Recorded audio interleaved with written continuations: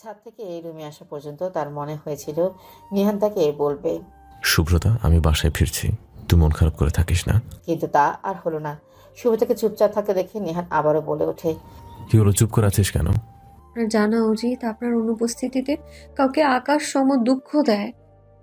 আপনার জানা উচিত আপনার অনুপস্থিতিতে কোনো আনন্দ ঘন উৎসব মুখর পরিবেশটাও বিষাদে ছেয়ে যায়। কি করব বল, আমার হাতে যে কিছুই নেই। আপনি তো বড় অফিসার হয়েছেন, তবুও নিজের প্রয়োজনে বাড়ি আসতে পারবেন না? কি লাভ হলো তাহলে মেজর হয়ে? শুভতা নিহানের আরো কিছুক্ষণ কথা চলে। কথার মধ্যে নেহা সেই দরজায় নক দিয়ে বলে, কথা শেষ করে একটু আমার রুমে এসো প্লিজ, একটু দরকার আছে। শুভতা মাথা ঝাঁকিয়ে সম্মতি জানাতেই নেহা সেখান থেকে চলে যায়। শুভতা নেহানের সাথে কথা শেষ করে রুম থেকে বের হয়। সকাল সকাল সিয়াম এসে অভিকের পেছনে ঘুরঘুর করছে নেহার নাম্বারের জন্য। অভিক যেন কোনোভাবেই সিয়ামকে পাত্তাই দিচ্ছে না। সিয়াম অভিকের ফোনটা কোনোভাবে নিয়ে নিলেও সে অভিকের ফোনের লক খুলতে পারছে না। অভিক বসে হো হো করে হাসছে আর বলছে, আমি যখন আবিরের প্রেমে পড়েছিলাম তখন তো খুব মজা করেছিলি, কত কথা বলেছিলি, আর আজ নিজের দিকে তাকিয়ে দেখ একবার। সিয়াম ফোনটা আবার অভিকের হাতে ধরিয়ে দিয়ে বলে, লাগবে না নম্বর, আমি নিজেই নিব আজ তোর শালিকার কাছে থেকে। যদি নেহার বয়ফ্রেন্ড থাকে তাহলে অনার্সে পড়া মেয়েকে তুই সিঙ্গেল পাবি? ওর চাল চলন কথাবার্তায় আমার মনে হয়েছে নেহার প্রেমিক নেই। দোয়া করি শালিকা যেন একা না থাকে। সিয়াম ভ্রুকুচকে অভিকের দিকে তাকিয়ে বলে, বন্ধু হয়ে শত্রুর মতো দোয়া করতে লজ্জা করছে না তোর? একদম লজ্জা করছে না, লজ্জা করারও কথা না। অভিকের কথা শুনে অসহায়ের মতো তার দিকে তাকিয়ে থাকে সিয়াম। অভিকের হাসি দেখে সিয়ামের একটা কথাই মাথায় আসছে, হাতি কাদায় পড়লে চামচিকাতেও লাথি মারে। সকাল সকাল আবিরা আর নেহা আজ স্নিগ্ধাকে নিয়ে পার্লারে গিয়েছে। শুভতাকে অনেকবার যেতে বলায়ও সে যায়নি। শুভতা নিজের মন খারাপ কিছুতেই কাটিয়ে উঠতে পারছে না। সবার সাথে হাসি খুশি মুখে কথা বললেও মন থেকে কালো মেঘ কিছুতেই সরছে না। শুভতা বাড়ির বড়দের সাথে রান্নাঘরে কাজ করছিল। প্রায় দুপুর হয়ে যাচ্ছে দেখে রাবেয়া বেগম শুভতাকে রেডি হতে ঠেলে ঠেলে পাঠিয়ে দেয়। শুভতাও আর দেরি না করে রুমে চলে যায়। ঘড়িতে 1টা বাজতে চলেছে, অর্থাৎ পার্লার থেকে সবাই খুব তাড়াতাড়ি চলে আসবে। শুভতা তাড়াতাড়ি তোয়ালে আর আপাতত পড়ার মতো কিছু একটা নিয়েও আশ্রমে চলে যায়। গোসল শেষ করে মাথা মুছতে মুছতে রুমে এসে দেখে রুম ভিতর থেকে লক করা। শুভতা যতটুকু মনে পড়ে সে দরজা খোলাই রেখেছিল। দরজার দিকে এগিয়ে যেতেই টেবিলে রাখা ফোনটা বেজে ওঠে। শুভতার পা থেমে যায়। সামনের দিকে না তাকিয়ে এবার টেবিলের কাছে গিয়ে ফোনটা হাতে নিতেই পেছন থেকে কেউ এসে তার কোমর চেপে ধরে। শুভতা চিৎকার দিতেই উক্ত ব্যক্তি কোমর ছেড়ে সামনে এসে শুভতার সামনে দাঁড়ায়। শুভতা বলে ওঠে, কে আপনি? গোসল শেষ করে মাথা মুছতে মুছতে রুমে এসে দেখে রুম ভেতর থেকে লক করা। শুভতা যতটুকু মনে পড়ে সে দরজা খোলা রেখেছিল। দরজার দিকে যেতেই টেবিলে রাখা ফোনটা বেজে ওঠে। শুভতার পা থেমে যায়। সামনের দিকে না এগিয়ে এবার টেবিলের কাছে গিয়ে ফোনটা হাতে নিতেই পেছন থেকে কেউ এসে তার কোমর চেপে ধরে। শুভতা চিৎকার দিতেই উক্ত ব্যক্তি কোমর ছেড়ে সামনে এসে শুভতার সামনে দাঁড়ায়। শুভতা বলে ওঠে, কে আপনি? শুভতা সারা শরীর ভয় কাঁপছে। অজানা মানুষের তো বেডরুম পর্যন্ত পৌঁছানোর কথা না। শুভতা এক পলকে সামনে দাঁড়ানো মুখোশ পরা ব্যক্তিটির দিকে তাকিয়ে আছে। শুভতার ভয়ার্ত মুখ দেখে ব্যক্তিটি নিজের মুখ থেকে মুখোশটা খুলে ফেলে হাসি মুখে শুভতার দিকে তাকায়। শুভতা বলে ওঠে, আপনি? সারপ্রাইজ। শুভতা চুপচাপ দাঁড়িয়ে আছে। হঠাৎ নিহানকে অবাক করে দিয়ে জড়িয়ে ধরে সে। নিহানকে যেন তার অবাস্তব কিছু মনে হচ্ছে। শুভতা বিশ্বাসই করতে পারছে না যে নিহান এসেছে তার কাছে। নিহান শক্ত করে শুভতাকে জড়িয়ে ধরে। শুভতা বুকে মাথা রেখে বলে, আপনি জানেন আপনাকে ছাড়া আমার কতটা কষ্ট হচ্ছিল, কিচ্ছু ভালো লাগছিল না আমার। দেখতেই তো আসলাম আমার বউ কতটা কষ্ট পাচ্ছে। আমার কষ্ট দেখার খুব ইচ্ছে, তাই না? কষ্ট দেখার জন্যই কি ইচ্ছে করে কষ্ট দেন আমায়? আমাকে না পাওয়ায় কেমন কষ্ট হয় তোর সেটা আমি দেখতে চাইতেই পারি। আমি ছাড়া অন্য কেউ তোকে কষ্ট দেওয়ার কথা চিন্তা করলেও ভুল করবে। যে মাথা দিয়ে ভাববে তোকে কষ্ট দেবার কথা, সেই মাথা আমি দেহ থেকে আলাদা করে দেব। শুভতা নিহানের কাছ থেকে নিজেকে ছাড়িয়ে নেয়। নিহান খেয়াল করে শুভতার মুখে হাসি ফুটেছে। হঠাৎ করে প্রিয় মানুষ সামনে চলে এলে কে না খুশি হয়। শুভতা বিছানার উপর রাখা শাড়িটা হাতে নিয়ে নিহানকে বলে, আপনি তাড়াতাড়ি ফ্রেশ হয়ে আসুন, আমি ততক্ষণে রেডি হয়ে নিই। এখানে দেরি করলে আরো দেরি হয়ে যাবে বেশি। এত পথ পাড়ি দিয়ে আসলাম, বউয়ের সাথে সুখ দুঃখের আলাপ করবো না? শুভতা শাড়ির আঁচলটা শরীরে এলিয়ে দিয়ে মুচকি হেসে বলে, বউ তো আর পালিয়ে যাচ্ছে না, বউ আপনারই। আলাপ করার সময় অনেক পাবেন। তোমাকে হারিয়ে যেতে দিলে তো হারাবে। কতগুলো মাস বউকে ছেড়েছিলেন আপনি, বলুন তো? এখন এসে বড় বড় কথা বলছেন। নিহান শুভতার কোমরে হাত রেখে এক ঝটকা নিজের খুব কাছে নিয়ে আসে। শুভতা অপ্রস্তুত হয়ে যায়। নিহানের চোখে মুখে দুষ্টুমির ছাপ স্পষ্ট। নিহান শুভতার মুখের উপর আসা ভেজা চুলগুলো আঙুলের ডগা দিয়ে কানের পেছনে গুজে দেয় আর বলে, আজ সব দূরত্ব ঘুচিয়ে দেব, হবে না? শুভতার বেশ লজ্জা পেয়ে যায়। অন্যদিকে তাকিয়ে বলে, ছাড়ুন তো, দেরি হয়ে যাচ্ছে। এখনই দেখা যাবে কেউ না কেউ চলে আসছে। নিহান শুভতার মুখে তার দিকে করে কপাল থেকে ঠোঁট পর্যন্ত আঙ্গুল বেয়ে চিবুকে ঠেকিয়ে বলে, কেউ আসলেও দরজার ওপাশ পর্যন্তই, ভয় নেই, আমাদের এই অবস্থায় কেউ দেখবে না। আপনি ছাড়ুন আমাকে, আর তাড়াতাড়ি গোসল করতে হবে তো। উফ, গোসলটা সেরে নিন আপনি। শুভতা জোর করতে থাকে নিজেকে ছাড়িয়ে নেওয়ার। নিহানের থেকে নিজেকে ছাড়িয়ে নেওয়া যে অসম্ভব সেটা জেনেও নড়াচড়া করতে দেখে নিহান আরো শক্ত করে চেপে ধরে। শুভতা অসহায় চোখে নিহানের দিকে তাকায়। নিহান হেসে বলে ওঠে, নে ছাড়িয়ে নে, দেখি দেখি কত শক্তি আছে শরীরে। ছাড়বেন না? আমাকে তাড়াতাড়ি তৈরি হয়ে নিচে যেতে হবে তো, বড় মা তৈরি হয়ে যেতে বলেছে, ওখানে অনেক কাজ আছে। নিহান শুভতাকে ছেড়ে দেয়। শুভতা স্থির হয়ে দাঁড়ায়। নিহান শুভতার কপালে আলতো করে চুমু খেয়ে বলে, তাড়াতাড়ি রেডি হয়ে নে, আমরা একসাথে নিচে নামবো, ঠিক আছে?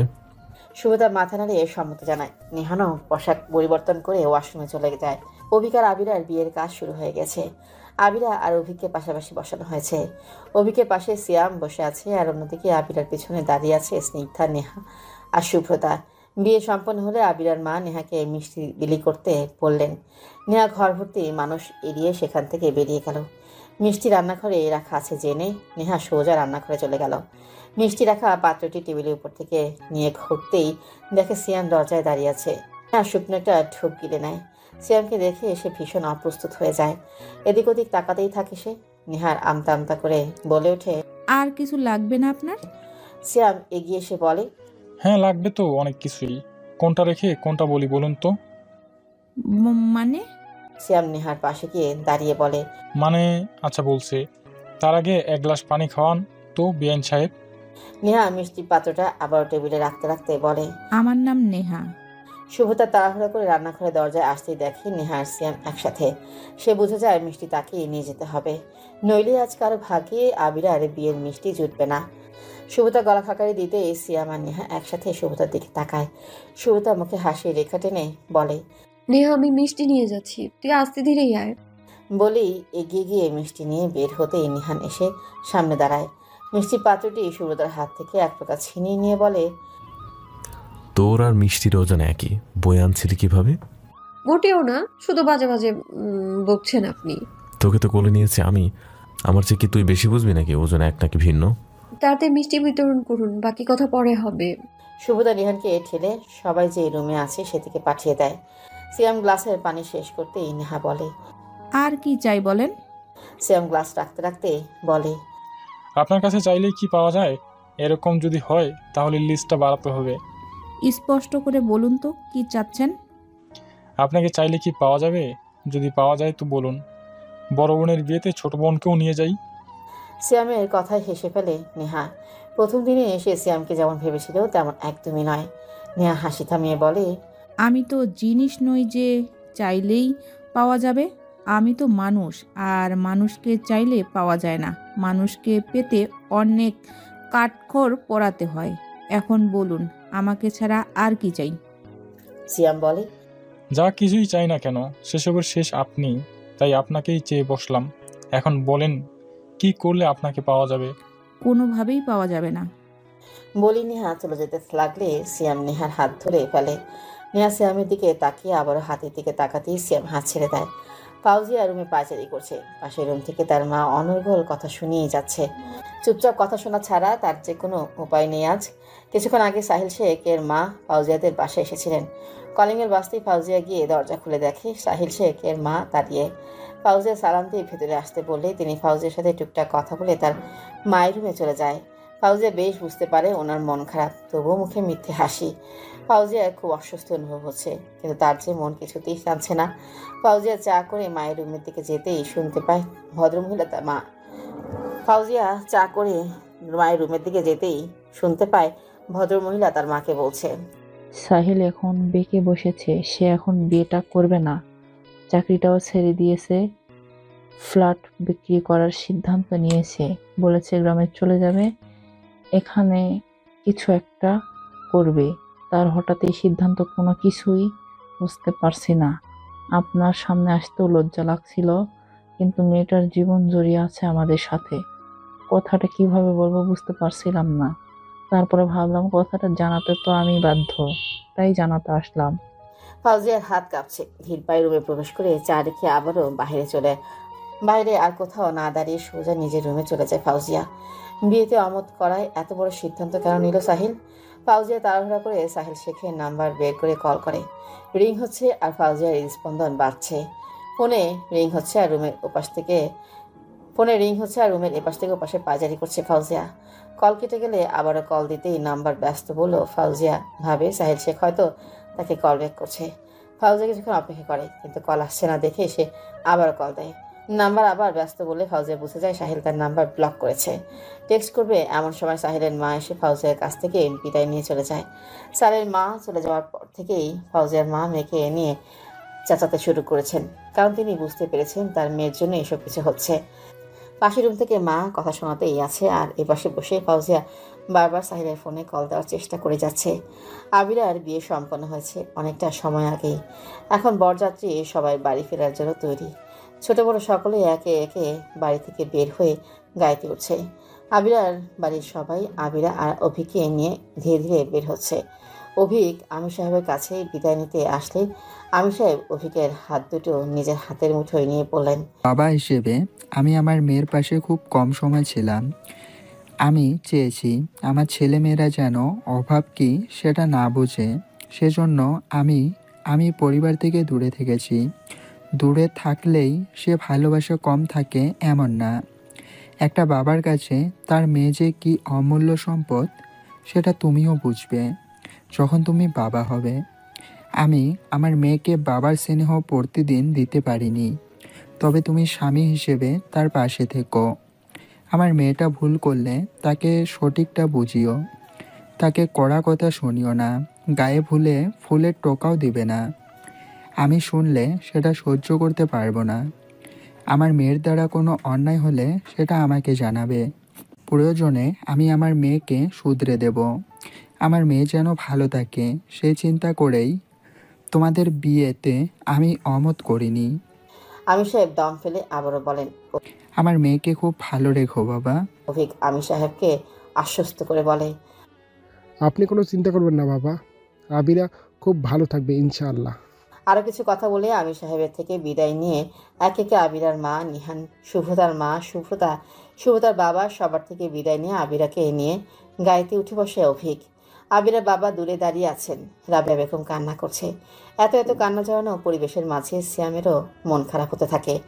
বাইক নিয়ে একা দাঁড়িয়ে আছে সে। নেহাকে কোথাও দেখা যাচ্ছে না। হঠাৎ ঝড়ো হওয়ার গতিতে নেহা এসে সিয়ামের সামনে এসে দাঁড়ায়। সিয়াম এক পলকে তাকিয়ে আছে নেহার দিকে। নেহা সিয়ামে তাকানো উপেক্ষা করে তার পাঞ্জাবির পকেটে কিছু একটা রেখে বোনের গাড়ির সামনে দৌড়ে যায়। সিয়াম তাড়াহুড়ো করে পকেটে হাত দিয়ে কাগজের টুকরো পায়। সামনে নিয়ে ভাঁজ খুলতেই তার মুখে হাসি ফুটে যায়। এই কয়েকটা মাস তোকে আমি কতটা মিস করেছি তুই ভাবতেও পারবি না শুভ্রা। মনে হয়েছে ছুটে এখানে চলে আসি, তোকে জড়িয়ে ধরি। রাতে শুভ্রতা আর নিহান ব্যালকনিতে দাঁড়িয়ে কথা বলছিল। বলতে গেল মাঝরাত, চারপাশ স্তব্ধ, নীরবতা বিরাজ করছে। মাঝে মাঝে ঝোপঝাড় থেকে পোকা ডেকে পড়ছে শুধু। নিহান শুভ্রতাকে পেছন দিক থেকে জড়িয়ে ধরে শুভ্রতার কাঁধে থুতনি লিখে কথা বলছে। মিস করেছেন, চলে আসতে ইচ্ছে করেছে, তাহলে আসেননি কেন? আপনার তো ধরাবাঁধা কোনো নিয়ম নেই। অনেক কাজ ছিল, কিছু কাজ এসেছে হাতে। তোকে আমার কাছে নিয়ে যাওয়ার 2 মাস, তোকে আমার কাছে নিয়ে যাওয়ার 2-1 মাস পর আবার আসতে হবে। গ্রামের শেষ মাথায় একটা স্কুল হবে। প্রজেক্টটা খুবই গুরুত্বপূর্ণ হয়ে দাঁড়িয়েছে। আর আমি ওখানে ভার্সিটিতে তোর জন্য কথা বলে রেখেছি। সব একদম ঠিকঠাক, শুধু রেজাল্ট দিক, তারপরেই কার্যক্রম শুরু হয়ে যাবে। আমার সবাইকে ছেড়ে যেতে খুব কষ্ট হচ্ছে। নিহান শুভ্রতাকে ছেড়ে এবার দুই বাহু শক্ত করে ধরে জিজ্ঞেস করে, আমার কাছে যেতে ইচ্ছে করছে না? আমার থেকে দূরে থাকতে কষ্ট হয় না তোর? সবাইকে নিয়ে একসাথে থাকার ভাগ্য কেন যে হলো না। আমাকে মনে পড়েনি এই কয়েকটা মাস? মনে হয়নি আমাকে ছাড়া তোর দিন কাটানো মুশকিল? হয়েছে, খুব করে মনে হয়েছে। প্রতিটা মিনিট আমাকে আপনার অনুপস্থিতি টের পাইয়েছে। আমাকে কাছে পেতে ইচ্ছে করেনি? একটাবার ছুঁয়ে দেখতে ইচ্ছে করেনি? নিহানের কথা এবার মিয়ে যায় শুভ্রতা। মাথা নিচে করে নেয়, লজ্জা লাগছে তার। কোনো নারীর তার ব্যক্তিগত পুরুষকে কাছে পেতে ইচ্ছে করছে কিনা, স্পর্শ করতে ইচ্ছে করছে কিনা, এসব কথা সেই পুরুষের সামনে যে নারীর লাজ লজ্জার বালাই নেই, সেই নারী শুধু নির্দ্বিধায় বলতে পারে। শুভ্রতার মতো মেয়ে যে কিনা কথাই বলতে লজ্জা পায় নিহানের সাথে, আর সে কিনা এসবের কথা বলবে, লজ্জায় মাথা হেঁট হয়ে যায় শুভ্রতার। নিহান আবারও বলে ওঠে, চুপ হয়ে গেলে কেন বলো? শুভ্রতা কথাটা এড়িয়ে যেতে বলে, আর কতক্ষণ এভাবে দাঁড়িয়ে থাকবেন? রাত 2টো বাজতে চললো, ঘুমাবেন না? আমাকে জড়িয়ে ধরতে ইচ্ছে করেনি? মনে হয়নি এতগুলো মাস পর আসলেই কাছে পেয়ে আবেগী হয়ে গাল, নাক, ঠোঁট চুমুতে ফুরিয়ে দেবি? হঠাৎ কিছু একটা মনে পড়ে যাওয়ার মতো নিহান বলল, এই, তুই আমাকে চুমু খাসনি কেন? শুভ্রতা ভ্রুকুচকে নিহানের দিকে তাকিয়ে আছে। নিহানকে আগাগোড়া একবার পর্যবেক্ষণ করে নিল। এই লোকটা উল্টাপাল্টা কথা বলা শুরু করলো কেন? তাকে লুকিয়ে নেশা করেনি তো? আপনি ঠিক আছেন? কেন ঠিক নেই মনে হচ্ছে? শুভ্রতার মুখে কিছু না বলে হাসিচোখ মাথা ছাকালো। নিহান এতক্ষণে শুভ্রতার হাত ছেড়ে ব্যালকনির গ্রিলে হাত রেখে দাঁড়িয়ে শুভ্রতার সাথে কথা বলছিল।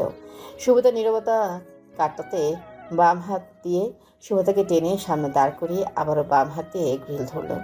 নিহান শুভ্রতার দিকে তাকিয়ে আছে, আর শুভ্রতা অন্যদিকে। নিহানের আচরণ এবার তাকে লজ্জা পাইয়ে দিচ্ছে। বউ, নিহানের ডাকে তার দিকে তাকায়। নিহান ঠোঁট প্রশস্ত করে। নিহানের হাসি মাখা মুখ শুভ্রতা এক পলকে দেখতে থাকে। এই বউ। এসব কি ডাক? বউ, একটা চুমু খাই। কি অসভ্য আপনি! শুভ্রতার কথা প্রত্যুত্তরে কিছু না বলে শুভ্রতার গালে ঠোঁট ছুঁয়ে দেয় নিহান। শুভ্রতার নিঃশ্বাস আটকে চোখ বন্ধ করে দাঁড়িয়ে আছে সেখানে। নিহান গাল থেকে ঠোঁট ওঠাতেই ভারী একটা নিঃশ্বাসের শব্দ হয়। শুভ্রতার এহেন কর্মকাণ্ডে তাকে আরেকবার ভরকে দিতে শুভ্রতার কোমর দুই হাতে চেপে ধরে। শুভ্রতা টাল সামলাতে না পেরে নিহানের বুকে হাত রাখে।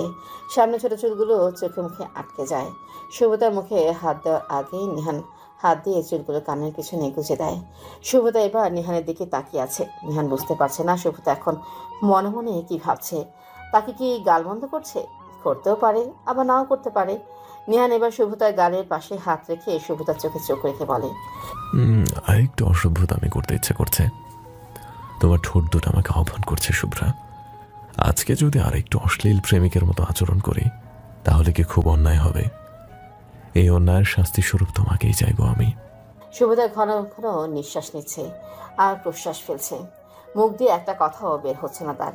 এই মুহূর্তে হয়তো কোনো নারীর কথা বের হওয়াটাই অসম্ভব কিছু। অতঃপর নিহানের সম্মোহনী ডাকে সাড়া দিয়েই ফেলল শুভ্রতা। দুজনকে নতুন করে পাওয়ায় মেতে উঠল। প্রকৃতিও সাক্ষী হলো নতুন এক যুগলের পূর্ণতায়। 3টা দিন কেটে গিয়েছে।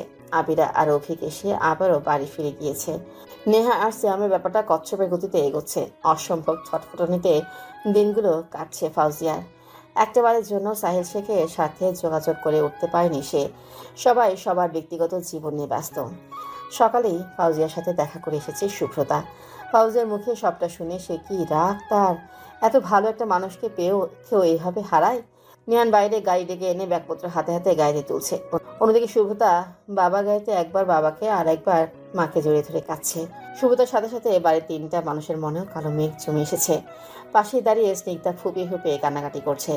সাদাত সাহেব মেয়েকে বারবার বোঝাচ্ছেন কয়েকটা মাস পরে আসা হবে, সে যেন কষ্ট না পায়। আর ফোন তো আছেই। শুভ্রতার একটাই কথা, সে যখন চাইবে বাবা মা বোনকে ছুঁয়ে দেখতে পারবে না। মন খারাপ হলে সেই মন খারাপের গল্প তো বাবা রাতের বেলায় ছাদে বসে খুঁচিয়ে খুঁচিয়ে বের করবে না। বাবাকে শক্ত করে জড়িয়ে ধরে আছে শুভ্রতা। এমন করছে যেন ছেড়ে দিলেই কিছু হয়ে যাবে। নিহান শুভ্রতাদের বাড়ির ভেতরে প্রবেশ করে দেখে শুভ্রতা কেঁদেই যাচ্ছে। কিছুটা সময় সেখানে ব্যয় করে শেষ মুহূর্তে শুভ্রতাকে নিয়ে বের হয়। অতিরিক্ত সময় ব্যয় করলে ট্রেন তাদের ছেড়ে চলে যাবে।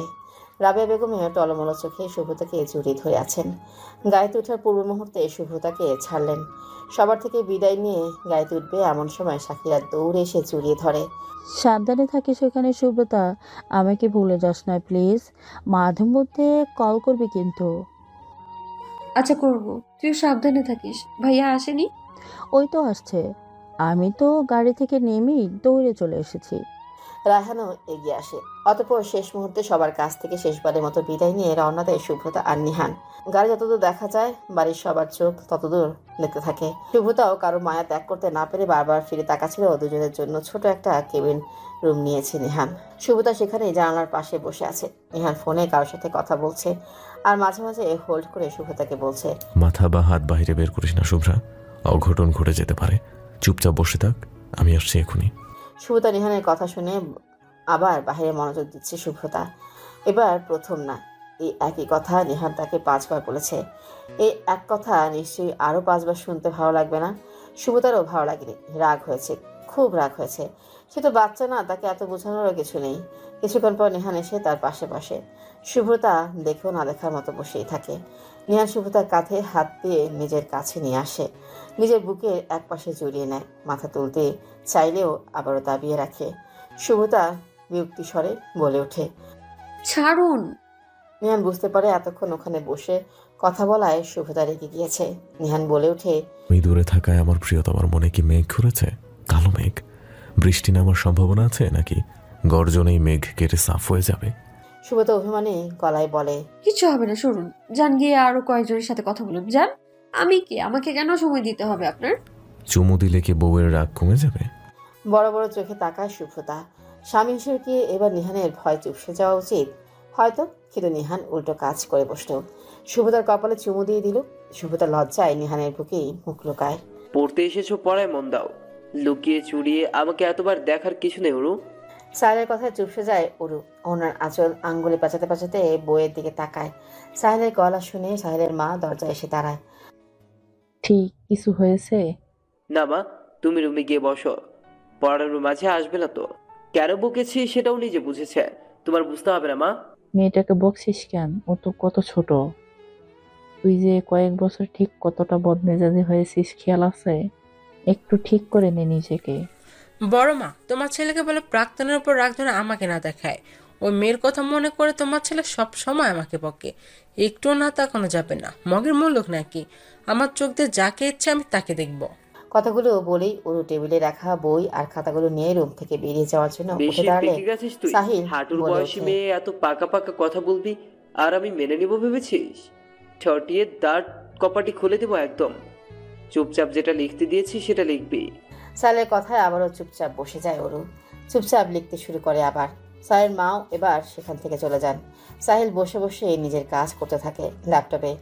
1-2 করে গোটা 5টা বছর কেটে গেছে। বয়সও 27 থেকে 32-এ গড়িয়েছে। মেজাজটাও সময় এবং বয়সের সাথে খিটখিটে হয়ে গিয়েছে, যার দরুন অরুকে প্রতিদিনই কড়া কথা শুনিয়ে দেয় সাহিল। সাহিল যখন মাকে নিয়ে আবার গ্রামে ফিরে আসে তখন অরু ক্লাস 9-এ পড়ে। প্রথম দিকে সাহিলের সামনাসামনি না হলেও 2 বছর যাবৎ বেশিরভাগ সময় সাহিলের কাছাকাছি থাকার চেষ্টা করে। অপ্রয়োজনীয় কথা তেমন মুখ থেকে বেরোয় না, কিন্তু প্রয়োজনে কথা ঝুড়ি থেকে বের করতেই থাকে। সাহিল বুঝতে পারে মেয়েটা তাকে পছন্দ করে। স্নিগ্ধা রেল স্টেশনে বসে আছে, বারবার হাত ঘড়িটায় চোখ রাখছে আর রেললাইনের দিকে তাকাচ্ছে। তাকে দেখে যে কেউ বুঝবে সে কারোর জন্য অপেক্ষা করছে।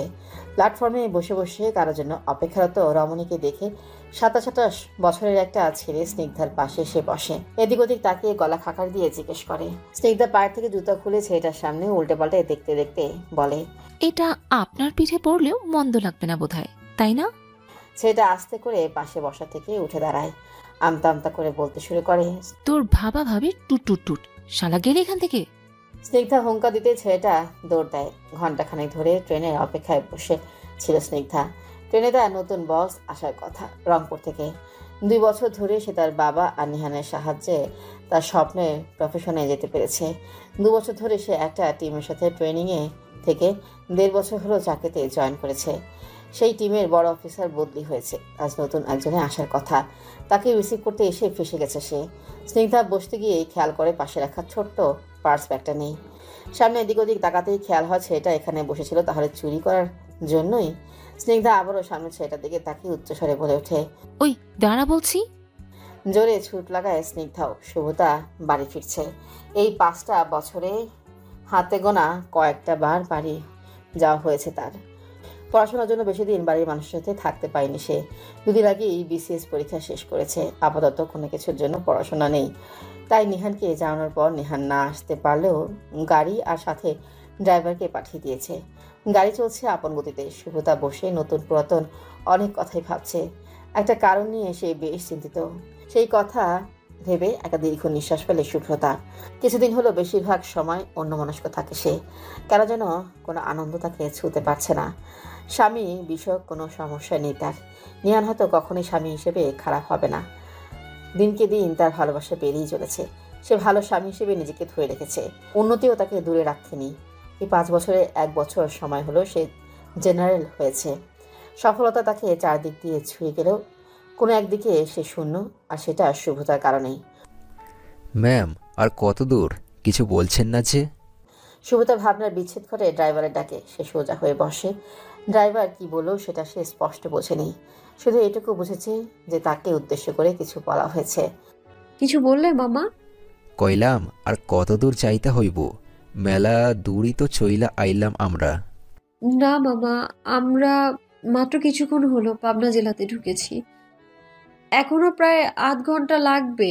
আর আমাকে বাড়ির সামনে নামিয়ে দিয়ে আপনি যাবেন গাড়িটা ধুতে। নোংরা হয়ে গেছে দেখলাম আসার সময়। আমাদের বাড়ির পাশেই গাড়ি ধোয়ার ব্যবস্থা আছে। আমি টাকা দিয়ে দিব, আপনার অসুবিধা হবে না। বাড়িও চিনিয়ে দিয়ে রাখবো আপনাকে। আচ্ছা মেম সাহেব। তোমাকে কতবার বলেছি মামা যে ম্যাম, মেম সাহেব এগুলো বলে ডাকবে না। আমাকে শুভ্রতা বলেই ডেকো, ঠিক আছে? না মানে নিহানের ভয় পাচ্ছ? ওর বিষয়টা আমি দেখে নিব। ও বুঝতেই চায় না অতিরিক্ত সম্মানে সবসময় ভালোবাসাটা থাকে না। তুমি মনোযোগ দিয়ে গাড়ি ড্রাইভ করো, ওকে? বাড়িতে না জানিয়ে রওনা দিয়েছে সে। না জানিয়ে হয়তো খুব একটা ভুল করেনি। হঠাৎ প্রিয় মানুষকে দেখলে মানুষ বেশি আবেগী হয়ে যায়। সে আনন্দটা সব আনন্দ থেকে ভিন্ন। সিটে ফেলে রাখা ফোনটা হাতে নেয় সে। ফোনের কল লিস্টে একটা নাম জলজল করছে, ফাউজু। নম্বরে কল লাগায় সে। কয়েকবার রিং হয়ে কেটে যায়। সাথে সাথে আবারও কল ব্যাক আসে। শুভ্রতা কলটা রিসিভ করে কানে নেয়। শুভ্রতা, এই তো ভালোই আছি, খুব একটা খারাপ না। তোর কি অবস্থা বল? হ্যাঁ রে, কেমন আছিস? এই তো বাড়ি ফিরছি, প্রায় পেয়ে গেছি। সত্যি? কোন রাস্তা ধরে আসছিস বলতো? ভার্সিটির এই রাস্তায়। পার করে গেছিস? না, মিনিট 2 লাগবে। সামনে এসে নামবি তুই, 5 মিনিটের মধ্যে হলেই। তুই কি কলেজে? হ্যাঁ, আমি ক্লাস থেকে বের হচ্ছি, এখনই শেষ করে দিচ্ছি ক্লাস। আচ্ছা ঠিক আছে, আসছি। কলটা কাটে ফাউজিয়া। তাড়াতাড়ি করে ক্লাস শেষ করে গেটের উদ্দেশ্যে বের হয়। কয়েক মাস হলো সে কলেজের টিচার হয়ে এসেছে। কড়া টিচার হয়েও কেমন আজ ফাঁকি দিয়ে বেরিয়ে আসতে হলো তার। শুভতা গাড়ি থামিয়ে রেখে পাশে দাঁড়িয়ে ফাউজিয়ার জন্য অপেক্ষা করছে। কিছুক্ষণ পরই ফাউজিয়াকে দেখতে পায় সে। যদিও বোরখা পরা, তবু বান্ধবী চরণে চেনা খুব একটা অসম্ভবের ব্যাপার না। এত পুরনো বান্ধবীকে আবার দেখে দুজনের মুখে হাসি ফুটে যায়। স্নিগ্ধা নিজের পার্স ব্যাগটা উদ্ধার করে উঠতে পারেনি। তবু সে এটা ভেবে সন্তুষ্ট যে সেখানে শুধুমাত্র টাকা ছাড়া আর কিছুই ছিল না। ডিটেকটিভ টিমের সদস্য নিজের পার্স ব্যাগ উদ্ধার করতে পারেনি। এটা বড্ড লজ্জার বিষয়। ছোট একটা জিনিসের জন্য তো আর রিভলভার ব্যবহার করা যায় না। স্নিগ্ধা ঠিক আগের জায়গাতেই দাঁড়িয়ে আছে। পাশে কয়েকজন কথা বলাবলি করছে। সেখান থেকেই বুঝতে পারলো ট্রেন চলে গেছে। মাথায় যেন আকাশ ভেঙে পড়ে স্নিগ্ধার। আশেপাশে তাকিয়ে দেখতে থাকে। ফোনের গ্যালারি থেকে ছবি বের করে ভালো করে দেখে নেয়। প্রথম দেখায় মানুষকে ছবির সাথে খুব একটা মেলানো যায় না। স্নিগ্ধা ছবিটা বের করে সামনের দিকে এগোতে থাকে। শেষ প্রান্তে গাছের নিচে কালো একটা ব্যাগ হাতে নিয়ে দাঁড়িয়ে সিগারেট ফুঁকছে একজন। স্নিগ্ধা আরেকটু কাছাকাছি গিয়ে ছবির সাথে মেলাতে থাকে। হ্যাঁ, এটাই, ইনি এনএসআই অফিসার মাহতিম তন্ময়। স্নিগ্ধা পাশে গিয়ে দাঁড়িয়ে সালাম দিতেই লোকটা মুখ থেকে ধোয়া ছেড়ে স্নিগ্ধার দিকে তাকায়। জি। আপনি মাহাতিম তন্ময়? স্যার, আমি স্নিগ্ধা শাহাদাত। আপনাকে রিসিভ করার জন্য আমাকে পাঠানো হয়েছে। You are 5 minutes late. Sir, আমি দেরি করিনি। আমি প্রায় 1.5 ঘন্টা যাবত অপেক্ষা করছি। আপনার ট্রেন অনেক দেরি করে এসেছে। আমি সামনেই ওখানে বসেছিলাম। চলুন, গাড়ি এনেছেন নাকি অন্য কোনো গাড়িতে যেতে হবে? স্যার, গাড়ি এসেছে, আপনি চলুন। গাড়িতেই আপনি পুরো কেস আমাকে এক্সপ্লেন করবেন মিস। স্নিগ্ধা। 6 বছর জেলে ছিলে, ছাড়া পাচ্ছিস তবু এখানেও তেরামি করলে ছুঁড়ে ফেলে দেব আবার যেখানে ছিলে। জেলারের মুখে হুমকি শুনে চুপসে যাওয়ার পরিবর্তে আরো তেজ দেখিয়ে ইমতিয়াজ বলে ওঠে, তোরা এক একটা জানোয়ারের বাচ্চা, এটা বুঝেছি। কেউ টাকার গরমে মিথ্যা কেসে জেলবন্দি করে, আবার কেউ বের না হতেই আবার ভেতরে পাঠানোর জন্য প্রস্তুত থাকে। তোরা কোনোদিন মানুষ হবি না। ইমতিয়াজের কথা শুনে পেছন থেকে এক কনস্টেবল এসে লাঠিপেটা করতে শুরু করে। ইমতিয়াজ হাত দিয়ে ঠেকানোর প্রচেষ্টায় বাধা প্রদান করে যাচ্ছে। এনএসআই এর হুঙ্কারে একসময় পরিবেশ স্থির হয়। ইমতিয়াজকে ডেকে চেয়ারে বসায়। এসআই নতুন এসেছেন থানায়। এক গ্লাস পানি এগিয়ে দিলেন ইমতিয়াজের দিকে। ইমতিয়াজ সাথে সাথে এক গ্লাস পানি শেষ করে ফেলে। হাতের গড়িটা বেশ জ্বালাপোড়া করছে। ভালো করে খেয়াল করতে দেখে রক্ত ঝরছে। এসআই কাউকে ডেকে সেখানে ব্যান্ডেজ লাগিয়ে দিতে বলল, এবার বলুন তো তখন কি যেন বলছিলেন?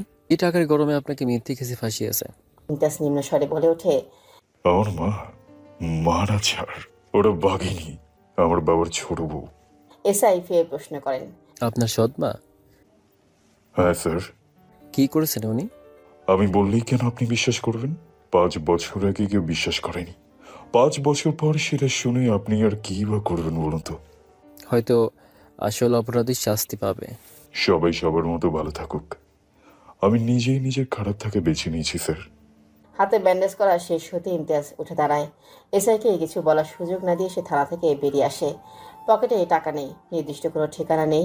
কোথায় ফিরবে সে? থানায় আগে যা যা জমা নিয়েছিল সেখানে কি কি আছে সেটাও দেখা হয়নি। ব্যাগ থেকে সেগুলো বের করে কিছু টাকা দেখেই মুখে হাসি ফুটে যায় তার। এটা দিয়ে অন্তত 2 থেকে 3 দিন চলে যাবে। থানার পাশে রেল স্টেশন। ইমতিয়াজ গিয়ে প্ল্যাটফর্মের এক পাশে এক কাপ চা আর একটা রুটি নিয়ে স্থির হয়ে বসলো। চায়ের কাপে রুটি ডুবিয়ে ডুবিয়ে খেতে শুরু করলো। সামনের দিকে এক পলকে তাকিয়ে কিছু একটা ভাবছে সে। সামনের দিক থেকে একটা ট্রেন আসছে, গতি ধীরে ধীরে কমছে। ট্রেনটা বোধহয় এখানেই থামবে। ইমতিয়াজ উঠে দাঁড়ায়। ট্রেন থেকে কারো জিনিস নামিয়ে দিলে কিছু টাকা পাওয়া যাবে ভেবে সামনের দিকে এসে দাঁড়ায়। শুভতা বাড়িতে ঢুকে খেয়াল করেছিল বাড়ির পরিবেশ ভিন্ন রকম। 7 মাস আগে যখন বাড়ি এসেছিল নেহার বিয়ের সময় পরিবেশ যেমন ছিল আজও ঠিক তেমন। বাড়িতে কেউ আসবে কি না বুঝতে পারছে না। আসলেও কে আসবে? অভিক নাকি সিয়াম? আবিরা আর নেহা দুজনেই তো এখানে। আবিরা ছেলে হয়েছে বিয়ে 3 বছর পরেই। ছেলের বয়স 2 বছর। কি সুন্দর করে মামিমা মামিমা করে ডাকে। বাচ্চাটা ডাক শুনে যেমন শান্তি লাগে তেমনই বুকটা কষ্টে ভারী হয়ে আসে। শুভতা নিজের রুমে ঢুকে দেখে রুমটা বেশ পরিপাটি। কেউ হয়তো পরিষ্কার করে রেখেছে। রুমে ঢুকে ব্যাগটা রেখে বিছানায় বসতেই মা আয়েশা বেগমও রুমে প্রবেশ করলেন। মেয়ে আসার খবরে তিনি নিজ বাড়িতে স্থির থাকতে পারেননি। মাকে দেখি মায়ের বুকে ঝাঁপিয়ে পড়ে শুভ্রতা। বেশ কিছুক্ষণ এভাবে কেটে যায়। রাবিয়া বেগম শুভ্রতার জন্য চিনি লেবুর শরবত নিয়ে রুমে প্রবেশ করে মামির এমন অবস্থা দেখে বলে ওঠেন, কই কেউ তো আমাকে এভাবে জড়িয়ে ধরলো না, মা হয়ে উঠতে পারলাম না নাকি?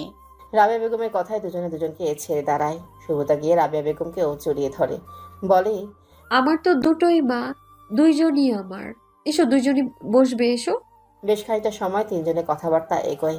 রাবিয়া বেগম ঘড়ি দেখেই বলে ওঠেন, কত বেজে গেছে দেখেছিস? তোরা মামিয়ে গল্প কর, আমি যাই, রান্না করতে হবে। শুভ্রতা বলে, আমিও আসছি বড় মা। রাবিয়া বেগম প্রস্থান করেন। শুভ্রতার মা দরজা ভেজিয়ে দিয়ে আবারও সে শুভ্রতার পাশে বসে। মেয়েটাকে খুব ক্লান্ত দেখাচ্ছে। সামনে চুলগুলো কানের পেছনে গুঁজে দিয়ে জিজ্ঞেস করে, বিয়ের 5 বছর হয়ে গেল, বাচ্চা নিচ্ছিস না কেন? অনেক তো সময় গেল, এবার একটা বাচ্চা নে। মেয়েদের বয়স বাড়লে বাচ্চা হওয়ার সম্ভাবনা কমে যায়। মায়ের কথা কোনো জবাব দিতে পারে না শুভ্রতা। শুভ্রতার মৌনতায় কিছু একটা আজ করতে পারেন তিনি। তিনি যা মনে করছেন সেটা সত্যি নয় তো। অন্য সময় বাচ্চা নেওয়ার কথা বললেই শুভ্রতা বলতো আরও কিছুদিন চাক, সময় তো চলে যাচ্ছে না। তাহলে আজ সেটা না বলে চুপচাপ আছে কেন? কিছু বলছিস না যে? কি বলবো মা, এই প্রশ্নটা আমাকে ক্ষত বিক্ষত করে ফেলে। মুখ দিয়ে কোনো কথা আসে না আমার। তার মানে আমি যে ভাবছি তাই? শুভ্রতা উপর নিচ মাথা ঝাঁকিয়ে সম্মতি জানায়। আয়েশা বেগমের মাথা যেন বাজ পড়ে যায়। মেয়েটার ভাগ্য কি তবে এমনই হওয়ার ছিল? যখন একটু সুখ মিলল তখন আরেক বিপদ এসে হাজির। আয়েশা বেগম গলার স্বর নিম্ন করে বললেন, কার সমস্যা, তোর নাকি নিহানের? ডক্টর দেখিয়েছিস? ডক্টর কি বলেছে? ডক্টর দেখানো হয়নি, আমার ভয় করছে মা। ডক্টর দেখালে যদি ডক্টর বলে সমস্যাটা আমার, তাহলে আমি কি করব বলো তো? আমি আমার এই শেষ ভালোবাসার মানুষটাকে অন্য কারোর সাথে কিভাবে দেখবো বলো মা?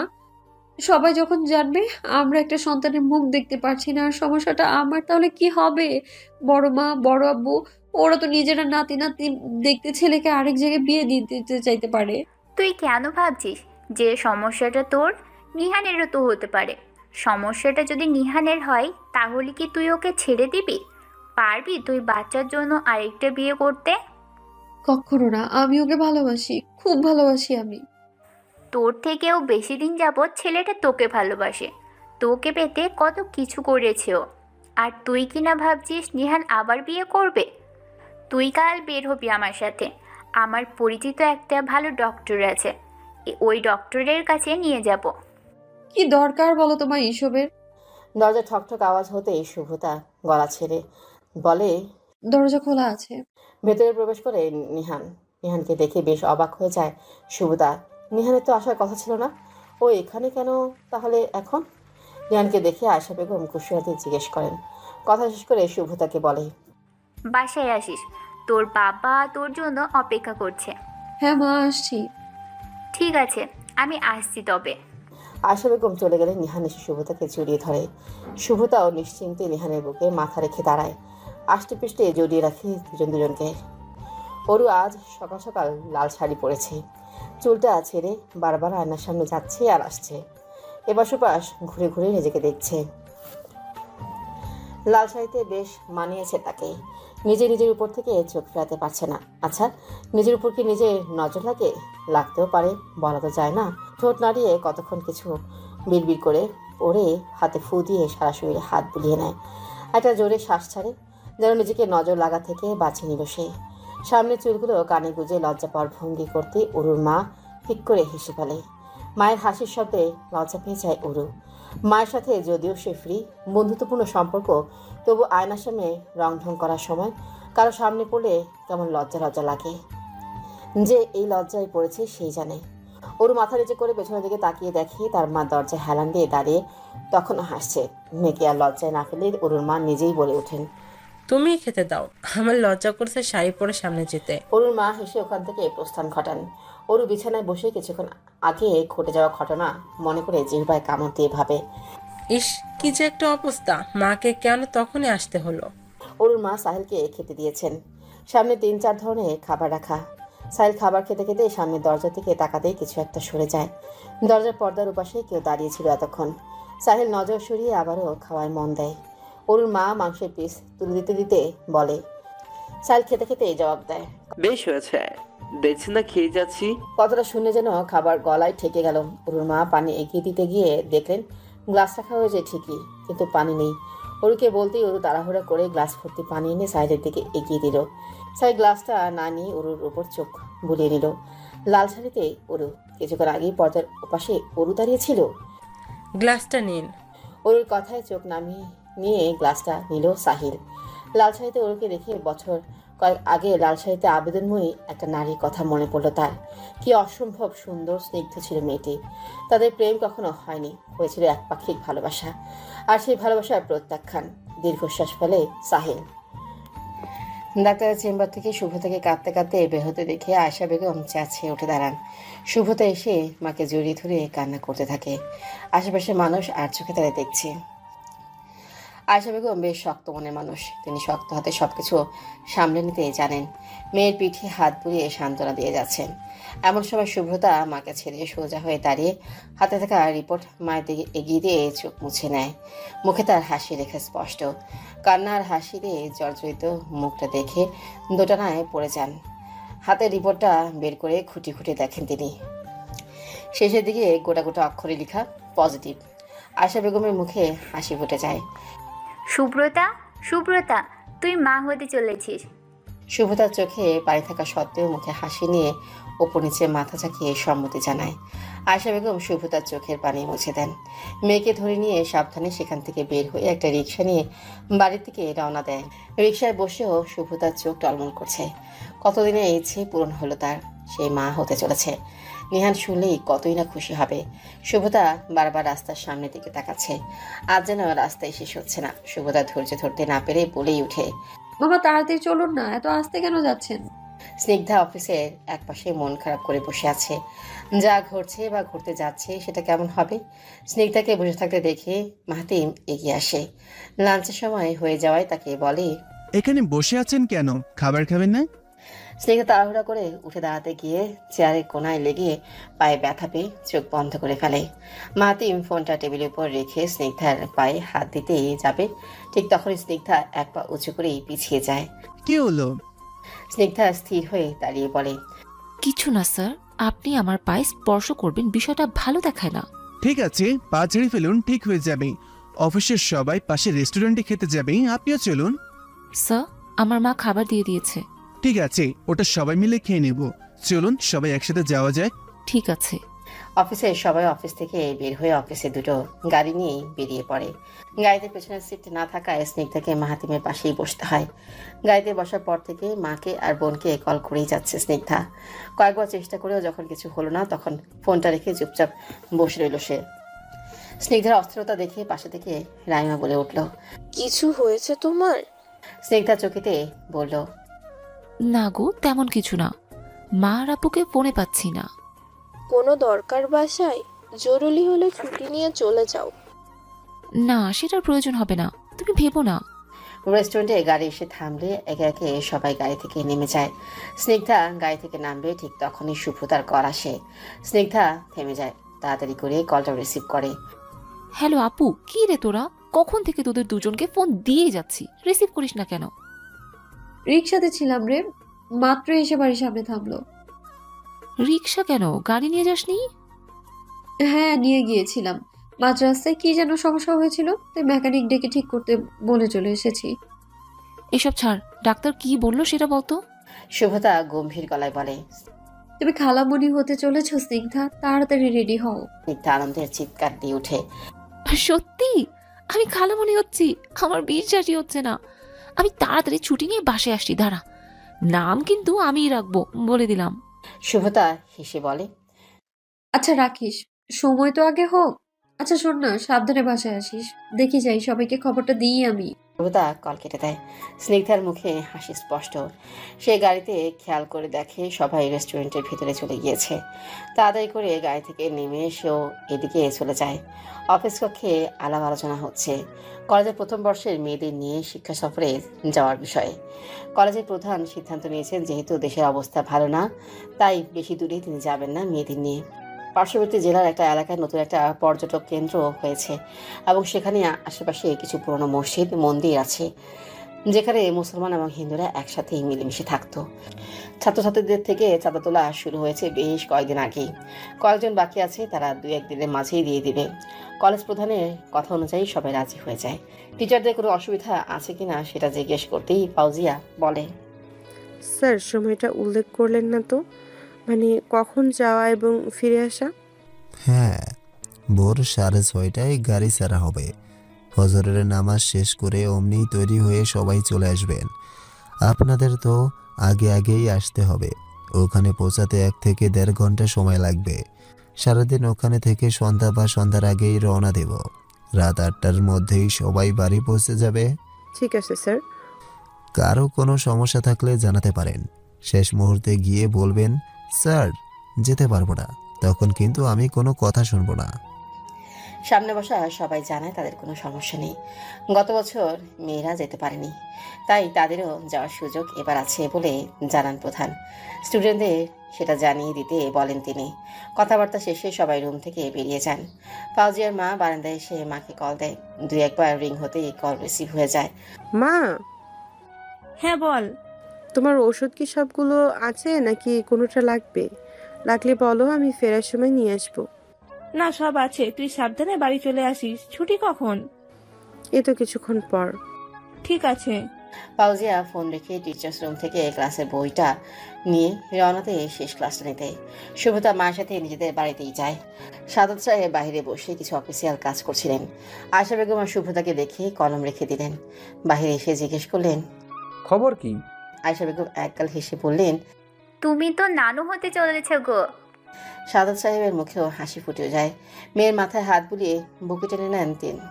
দোয়া করি আল্লাহ যেন পৃথিবীর সব সুখ আমার মেয়েকে দেয়। আমার মেয়েটাকে আল্লাহ ভালো রাখুক সব সময়। মেয়ের মাথায় হাত বুলিয়ে বুকে টেনে নেন। শুভ্রতা চুপচাপ বাবাকে জড়িয়ে ধরে দাঁড়িয়ে থাকে। বাবার বুকে এক অন্যরকম শান্তি। বুকে মাথা রাখলেই হৃদয় প্রশান্ত হয়ে যায়। সাদা ছায়ের খবরটা ও বাড়িতে দিতে বললে শুভ্রতা বলে, হ্যাঁ যাবো, একটু বিশ্রাম নিয়ে নিই, বাইরে অনেক রোদ ছিল, খারাপ লাগছে বাবা। ঠিক আছে, বাইরে না দাঁড়িয়ে থেকে রুমে যাও তাহলে। আচ্ছা। শুভ্রতা মায়ের সাথে এই রুমে চলে যায়। শুভ্রতাকে রুমে রেখে আয়েশা বেগম এক গ্লাস ঠান্ডা পানি নিয়ে শুভ্রতাকে দেন। শুভ্রতা পানি খাওয়া শেষ হলে গ্লাসটা যথাস্থানে রেখে পাশে বসেন। রাস্তার তেমন কোনো কথা না হওয়ায় তিনি একটা বিষয়ে খোলাসা হতে পারেননি। শুভ্রতাকে জিজ্ঞেস করেন, মা তুই তো বললি গত মাসে তোর মাকে থামিয়ে দিয়ে শুভ্রতা বলে, ডক্টর বললেন এরকম নাকি অনেকেরই হয়, এটাকে মিড সাইকেল বা ওভিউলেটরি ব্লিডিং বলা হয়। ও আচ্ছা, বুঝেছি। এবার কিছু খাবি, বানিয়ে দেব? না মা, এখন কিচ্ছু খাবো না, বাসায় যাই, গিয়ে দেখি উনি এখনো ঘুমাচ্ছেন নাকি। আচ্ছা ঠিক আছে, যা, সিঁড়ি দিয়ে সাবধানে উঠবি। এখন থেকে কিন্তু খুব সাবধানে থাকবি। আমি নিহানের সাথে কথা বলবো। এবার যেন তোকে এখানে রেখে যাই, ওখানে তুই একা একা থাকতে পারবি না। হ্যাঁ আমি এখানেই থাকবো, এবার সবার সাথে। এগিয়ে দিয়ে আসবো তোকে? আমি একদম ঠিক আছি মা, আমি একাই যেতে পারবো, থেকো, আসছি আমি। হ্যাঁ ঠিক আছে, সাবধানে যাবি। শুভ্রতা নিজ বাড়ি থেকে বেরিয়ে শ্বশুরবাড়ির দিকে পা বাড়ায়। সদর দরজা তখন খোলা। ভেতরে প্রবেশ করতেই দেখে আমির সাহেব ড্রয়িং রুমের সোফায় বসে চা নিয়ে বসে বসে টিভি দেখছেন। শুভ্রতাকে দেখেই বলেন, কিরে মা, কোথায় গিয়েছিলি? দুপুরবেলায় চা নিয়ে বসে দেখে শুভ্রতা বলে ওঠে, দুপুরবেলা কেউ চা খায়? সেটা আগে আমাকে বলা হোক। বস এখানে, খাবার খাওয়ার পর এক কাপ খাওয়া যেতেই পারে, অসম্ভব কিছু না। বড়াব্বু কোথায়? আবির আপু কোথায়? নেহা এসেছে কি? হ্যাঁ এসেছে, সবাই তোদের রুমে আছে, গল্প করছে বসে বসে। তুই নাকি ডাক্তারের কাছে গিয়েছিলি রে মা, কিছু হয়েছে? এমনি চেক আপ করতে গিয়েছিলাম বড়াব্বু, তেমন কিছু না। শুভ্রতা ভেবেছিল খুশির খবরটা দিয়েই দিবে, কিন্তু বলার আগ মুহূর্তে কেমন লজ্জা লাগছিল তার। আমির সাহেব তাকে ফ্রেশ হওয়ার জন্য বলেন। দু একটা কথা বলেই শুভ্রতা সেখান থেকে চলে যায়। সিঁড়ি বেয়ে তলায় উঠে নিজের রুমের দিকে যেতে থাকে। মনে আনন্দ আর লজ্জা দুটোই কাজ করছে। এতগুলো বছর পর একটা খুশির খবর সবাইকে দিতে পারবে। আজকে আমাকে কেমন লাগছে বললেন না তো ভাইয়া? আপনি আমার দিকে দেখেন না কেন? ওর এমন অদ্ভুত প্রশ্নে সাহিল বলে, তুই কোন ক্লাসে যেন পড়ছিস? ক্লাস 9। কেন? তোর বয়স কত হবে? সর্বোচ্চ 15, সেটাও হবে না হয়তো। 2 বার ফেল করেছিলাম, বয়স 16, আমি 16 পেরিয়ে গেছি। সাহিল তাকে থামিয়ে দিয়ে বলে, আমার বয়স 32 বছর, তোর বয়সের দ্বিগুণ। আমার সাথে তোর কিভাবে কথা বলা উচিত বল? আপনার বয়স 32 হলো 25 বছর হ্যান্ডসাম যুবকের মতোই লাগে। I in love with you Sahil ভাইয়া। ওর কথা শুনে মেজাজ চরম খারাপ হয়ে যায় সাহিলের। সে ভেবেছিল ওর উপর সে আর রাগ করবে না, নিজের কথা সে রক্ষা করতে পারল না। সাহিল এবার হুঙ্কার দিয়ে উঠে, ওরু, আমি কিন্তু তোকে পড়ানো বাদ দিয়ে দিব। তোর বাবাকে এইসব কথা আমি আজই জানাবো, অপেক্ষা কর। বাবাকে জানানোর কথা শুনে একটু ভয় পেয়ে যায় ওরু, তবু মাথা নিচু করে বলে, আমি সত্যি আপনাকে ভালোবাসি, আমি এক বর্ণ মিথ্যে বলছি না, বিশ্বাস করুন। আমাকে একটু ভালোবাসলে কি হবে? শুধু ভালোবাসাই তো চেয়েছি, আর কিছু না। সাহিল ওরুর খাতা দেখে, সে এখনো কিছুই দেখেনি। সাহিল রেগে বলে ওঠে, খাতা এখনো কিছু লিখিস না কেন? আগে ফেল করেছিস পড়াশোনা না করে, এখানেও পড়তে এসে প্রেমের প্রস্তাব দিয়ে বেড়াচ্ছিস, তাই না? প্রাইভেট পড়েও যখন ফেল করবি তখন আবার মান সম্মান থাকবে? আমি এদিকে খুব স্বার্থপর, আমি আমার সম্মানে দাগ লাগতে দিই না, কারো কাছে মাথা নিচুও করি না। তাড়াতাড়ি লেখা শেষ কর, নতুন পড়া নিয়ে বাড়ি যা। ওরু কলম ছুঁড়ে ফেলে দেয়, খাতা বন্ধ করে বলে, আমি লিখবো না, কি করবেন? আমি ভালোবাসার কথা বললে আপনার আত্মসম্মান মাথা চাড়া দিয়ে ওঠে। আমি তো শুধু ভালোবাসার কথাই বলেছি, অন্য কিছু তো বলিনি। সাহিল এবার নিজেকে আয়ত্তে রাখতে পারে না। টেবিলে রাখা বেদ দিয়ে ওরুর হাতে তালুতে ইচ্ছে মতো কয়েকটা বাড়ি দেয়। ওরুর চোখে পানি টলমল করছে, আর সাহিলের চোখে হিংস্রতা। সাহিল থেমে যায়, ওরু হাতের নিচে নিয়ে নেয়। হাত গরম হয়ে গিয়েছে, খুব জ্বলছে তার। মনে হচ্ছে হাতের মধ্যে লাভা সৃষ্টি হয়েছে। ওরু নিজের চোখের পানি কিছুতেই আটকে রাখতে পারে না, এক পলকে সাহিলের দিকে তাকিয়ে আছে। সাহিল বইয়ের পৃষ্ঠা উল্টাচ্ছে। ওরু বসা থেকেই উঠে দাঁড়ায়। আপনি আমার জান নিয়ে নেওয়ার আগ অব্দিও আমি আপনাকে ভালোবাসবো সাহিল ভাই, এটা তো কিছুই না, হাত শুধু রক্তিম বর্ণ ধারণ করেছে, বেশ কিছু না। বলেই বই খাতা নিজের ব্যাগ সবকিছু ওভাবে রেখে দৌড়ে রুম থেকে বেরিয়ে যায়। শুভ্রতা মন খারাপের ভঙ্গিতেই রুমে প্রবেশ করে। শুভ্রতাকে দেখে নেহা চেয়ার থেকে উঠে শুভ্রতা থেকে এগিয়ে আসে। ডাক্তার কি বললো সেটা জানতে চায়। শুভ্রতা ঠিক আগের মতোই দাঁড়িয়ে আছে, সবাই চুপচাপ বসে আছে। নেহা নিজেও এবার এগিয়ে আসে, শুভ্রতাকে উদ্দেশ্য করে বলে, আমার সাথে ডাক্তারের কাছে গেলে হতো না? আপনি তো ঘুমাচ্ছিলেন, তাই আর ডাকিনি। ঘুম থেকে রাখতে কখন নিষেধ করেছি? প্রয়োজন হলে রাখবে না? দেখি রিপোর্ট দাও। শুভ্রতা হাসি চেপে রেখে নিহানের হাতে রিপোর্টটা ধরিয়ে দেয়। নিহান সেটা দেখতে থাকে। পেপারের ঠিক নিচে এসে চোখ আটকে যায়। চোখ তুলে শুভ্রতার দিকে তাকায়। শুভ্রতার চোখ টলমল করছে। নিহানের মুখেও কোনো ভাষা নেই, সেও চুপচাপ শুভ্রতার দিকে তাকিয়ে আছে। কেউ কিছু বুঝতে পেরে উঠে তাদের দিকে এগিয়ে এসে দাঁড়ায়। রাবেয়া বেগম নিহানের হাত থেকে রিপোর্টের কাগজটা নিয়ে নেয়। পজিটিভ দেখে তিনি উচ্চস্বরে হেসে ওঠেন। আমার ঘরে নতুন মানুষ আসতে চলেছে বলে চিৎকার দিয়ে ওঠেন তিনি। সাথে সাথেই আবিরা আর নেহার মুখে হাসি ফুটে যায়। দুজনে শুভ্রতাকে জড়িয়ে ধরে। রাবেয়া বেগম উত্তেজনার বশে সোজা বাহিরে চলে যায় মিষ্টির ব্যবস্থা করতে। কিছুক্ষণের মধ্যে আবিরা আর নেহাও বের হয়ে যায়। নিহান ততক্ষণে শুভ্রতাকে জড়িয়ে ধরেছে, শক্ত করে জড়িয়ে ধরে আছে সে। শুভ্রতাও নিহানের বুকে মাথা গুজে দাঁড়িয়ে আছে। নিহান ওভাবে দাঁড়িয়ে থেকেই বলতে থাকে, তোমাকে ডাক্তারের কাছে পাঠাতে আমার কেমন যেন ভয় লাগছিল, যদি ডাক্তার অন্যরকম কিছু বলে। বলেনি তো, চিন্তা করবেন না। নিহান শুভ্রতাকে ছেড়ে হাত ধরে নিয়ে বিছানায় বসিয়ে দেয়। গ্লাসে করে পানি এগিয়ে দিয়ে বলে, আজ থেকে কোনো রকম কাজ করা চলবে না, আমি ওখানে কাউকে ঠিক করে দেব। শুভ্রতা ভয়ে ভয়ে বলে, মা বলছিল আমাকে এইখানে থাকতে, এখানে সবাই আছে, সবার সাথে থাকলে আমার মন ভালো থাকবে, সবাই দেখাশোনা করতে পারবে। নিহান কোনো কথা না বলে চুপ করে কিছু ভাবতে থাকে। তারপর বলে, তোমার কোনো অসুবিধা হবে না তো? তা হবে না, কিন্তু কিন্তু তোমাকে ছাড়া না থাকতে আমার খুব খারাপ লাগবে, খুব খারাপ লাগবে, খুব খুব খুব। আমার শুভ্রাকে ছেড়ে থাকতে কি আমার ভালো লাগবে নাকি? তাকে ছাড়া কি আমার ভালো থাকার কথা? কি আর করার, আমাকে যে যেতেই হবে। আমার উপর কত দায়িত্ব, আমি তো শুধু আমার মানুষটার জন্য এত বড় দায়িত্ব এড়িয়ে যেতে পারি না। আমরা চাইলেও অনেক কিছুই পারি না। শত কষ্ট বুকে চেপে রেখে দেশ রক্ষার্থে লড়ে যেতে হয়। সেটা যদি দেশের কিছু মানুষ বুঝতো, তাহলে দেশে এত অনৈতিক কাজ হতো না। আপনি প্রতি সপ্তাহে আসতে পারবেন না? প্রতি সপ্তাহে আসা কি সম্ভব হবে? পারলে আসবো, আর না পারলে 2 সপ্তাহ পর পর চলে আসবো ইনশাল্লাহ। আমি তোমাকে ভীষণ মিস করব। ঠিক আছে, এখন বলো বাবু, ঠিক আছে তো? কখনো খারাপ লাগলে কিন্তু অবশ্যই অন্তত মাকে আর আমাকে জানাবেই হবে, বুঝছো? শুভ্রতা মাথা ছাকিয়ে সম্মতি জানায়। নিহান আবারও শুভ্রতাকে বুকে জড়িয়ে নেয়। শুভ্রতা নির্দ্বিধায় এবার স্বস্তি শ্বাস ফেলে। ইমতিয়াজ বেশ কিছুক্ষণ যাবৎ একটা ব্রিজের উপর বসে বসে জীবনে পাওয়া না পাওয়ার হিসাব করছে। যেভাবে হিসাব করছে শেষে এসে প্রাপ্তির খাতা শূন্য। ইমতিয়াজ ব্রিজের নিচে বয়ে যাওয়া খরস্রোতা পানি থেকে তাকে একটা দীর্ঘশ্বাস ফেলে। মনে মনে ভাবে, এখানে লাফ দিলেই হয়তো সব সমস্যার সমাধান হয়ে যাবে।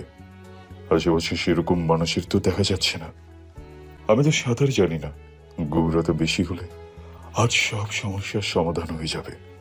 ইমতিয়াজের নিজ সত্তা বলে ওঠে, তুই পৃথিবীর সবচেয়ে নিকৃষ্ট মানুষ। জন্মের সময় মাকে হারিয়েছিস।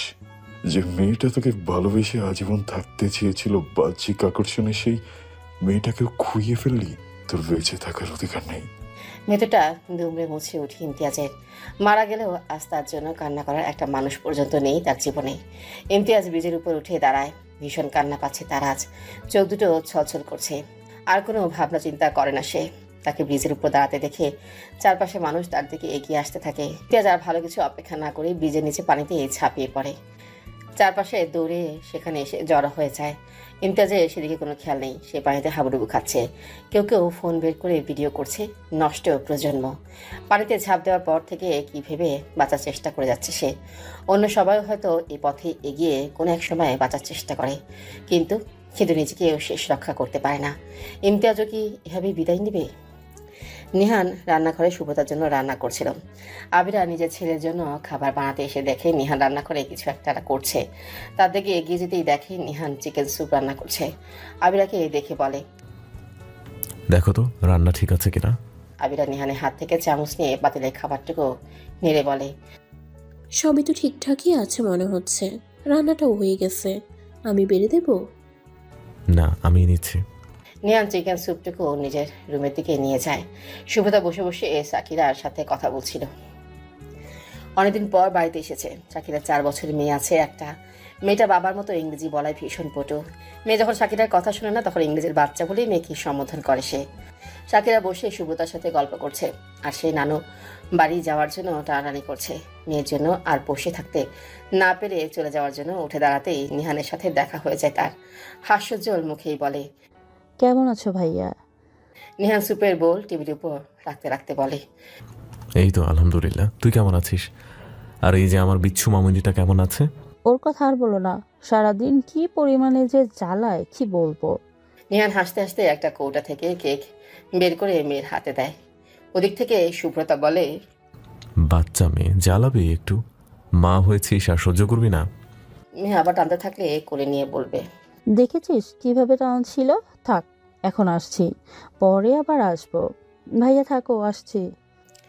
সাকিরা চলে যেতেই নিহার সুব্রতার সামনে বসে। সুপ বোল হাতে নিয়ে ফু দিয়ে চামচে করে সুব্রতার মুখের সামনে ধরতেই বলে, এটা আপনি বানিয়েছেন?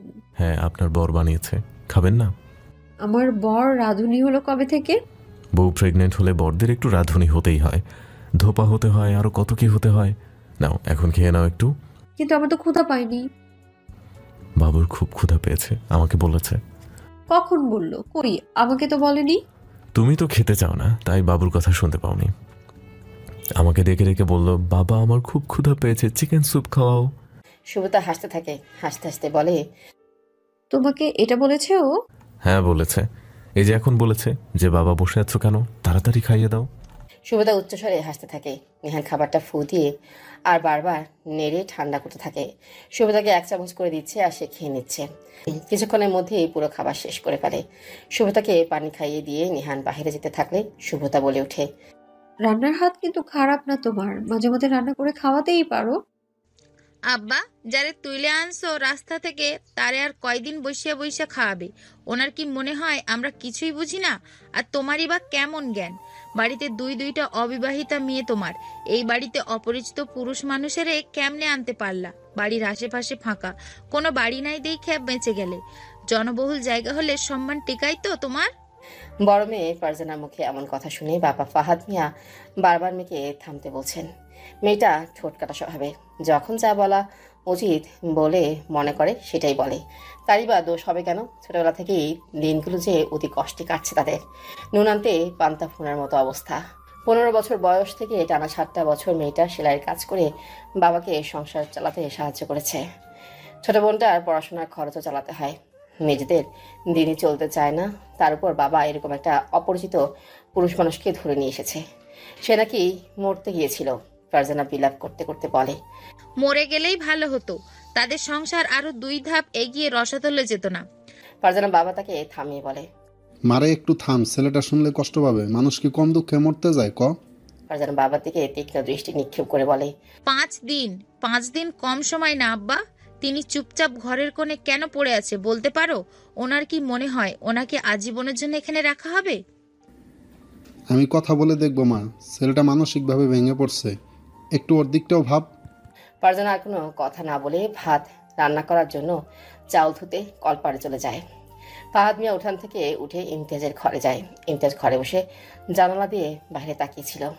কার উপস্থিতি বুঝতে পেরে পেছনে ফিরতেই ফাহাদ মিয়াকে দেখে। তিনি গিয়ে ইমতিয়াজের পাশে বসে বলেন, বাবা নিজের ব্যাপারে কিছু ভাবছো? কোথায় যাবা, কি করবা, এসব কিছু? ইমতিয়াজ কিছুক্ষণ মৌন থেকে বলে, আমি ফিরবো চাচা, বাড়ি ফিরবো আমি। তোমার বাড়ি আছে? ইমতিয়াজ কিছু ভেবে তারপর আবার বলে, হ্যাঁ আছে। আমার সবকিছু আমার ছোট মা দখলে রাখছে। নিজের করে নেওয়ার জন্য আমার খুনের দায়ে জেলে বাড়িয়েছিল।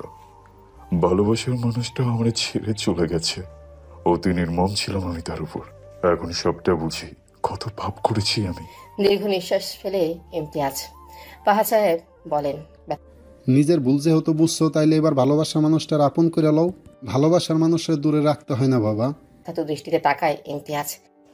সে আমার ভালোবাসার মানুষ ছিল, এখন নাই। আর তাছাড়া তার তো মানুষ আছে। চাচা আমি বিকেলেই চলে যাব। অনেক কষ্ট দিয়েছি তাই না? সেদিন আমাকে না বাঁচালেই পারতেন। বড় একটা সমস্যা বিদায় নিত।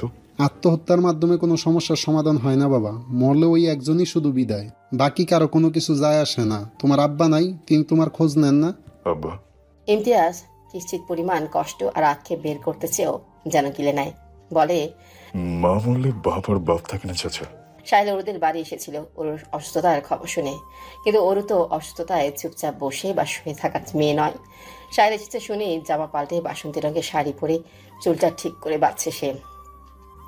ওর মা চুপচাপ বসে মেয়ের কাণ্ড দেখছে। সাহিল এসেছে বলে ওরুকে ঘুম থেকে ডাকতে এসেছিলেন তিনি। সাহিল এসেছে শুনে ওরু জিদ ধরে, সে এরকম হয়ে সাহিলের সামনে যাবে না। মাও মেয়ের কথা ফেলতে পারে না, তাই আলমারি থেকে একটা শাড়ি বের করে দিতেই ওরু সেটা খুব যত্নে পরে নেয়। সাহিল বাইরে বসে অপেক্ষা করছে। অবশেষে ওরু তার সামনে আসে। ওরুকে এক নজর দেখে চোখ নামিয়ে নিয়ে আসে। এই মেয়েটা বড্ড বাজি, অসুস্থতাও তাকে কোনোভাবেই দমাতে পারেনি। আজ দিয়ে যে কয়বার ওরুদের বাড়ি এসেছে সাহিল, সে কয়বারই শাড়ি পরে সামনে এসেছে ওরু। ওরুর মা আর সেখানে যায় না।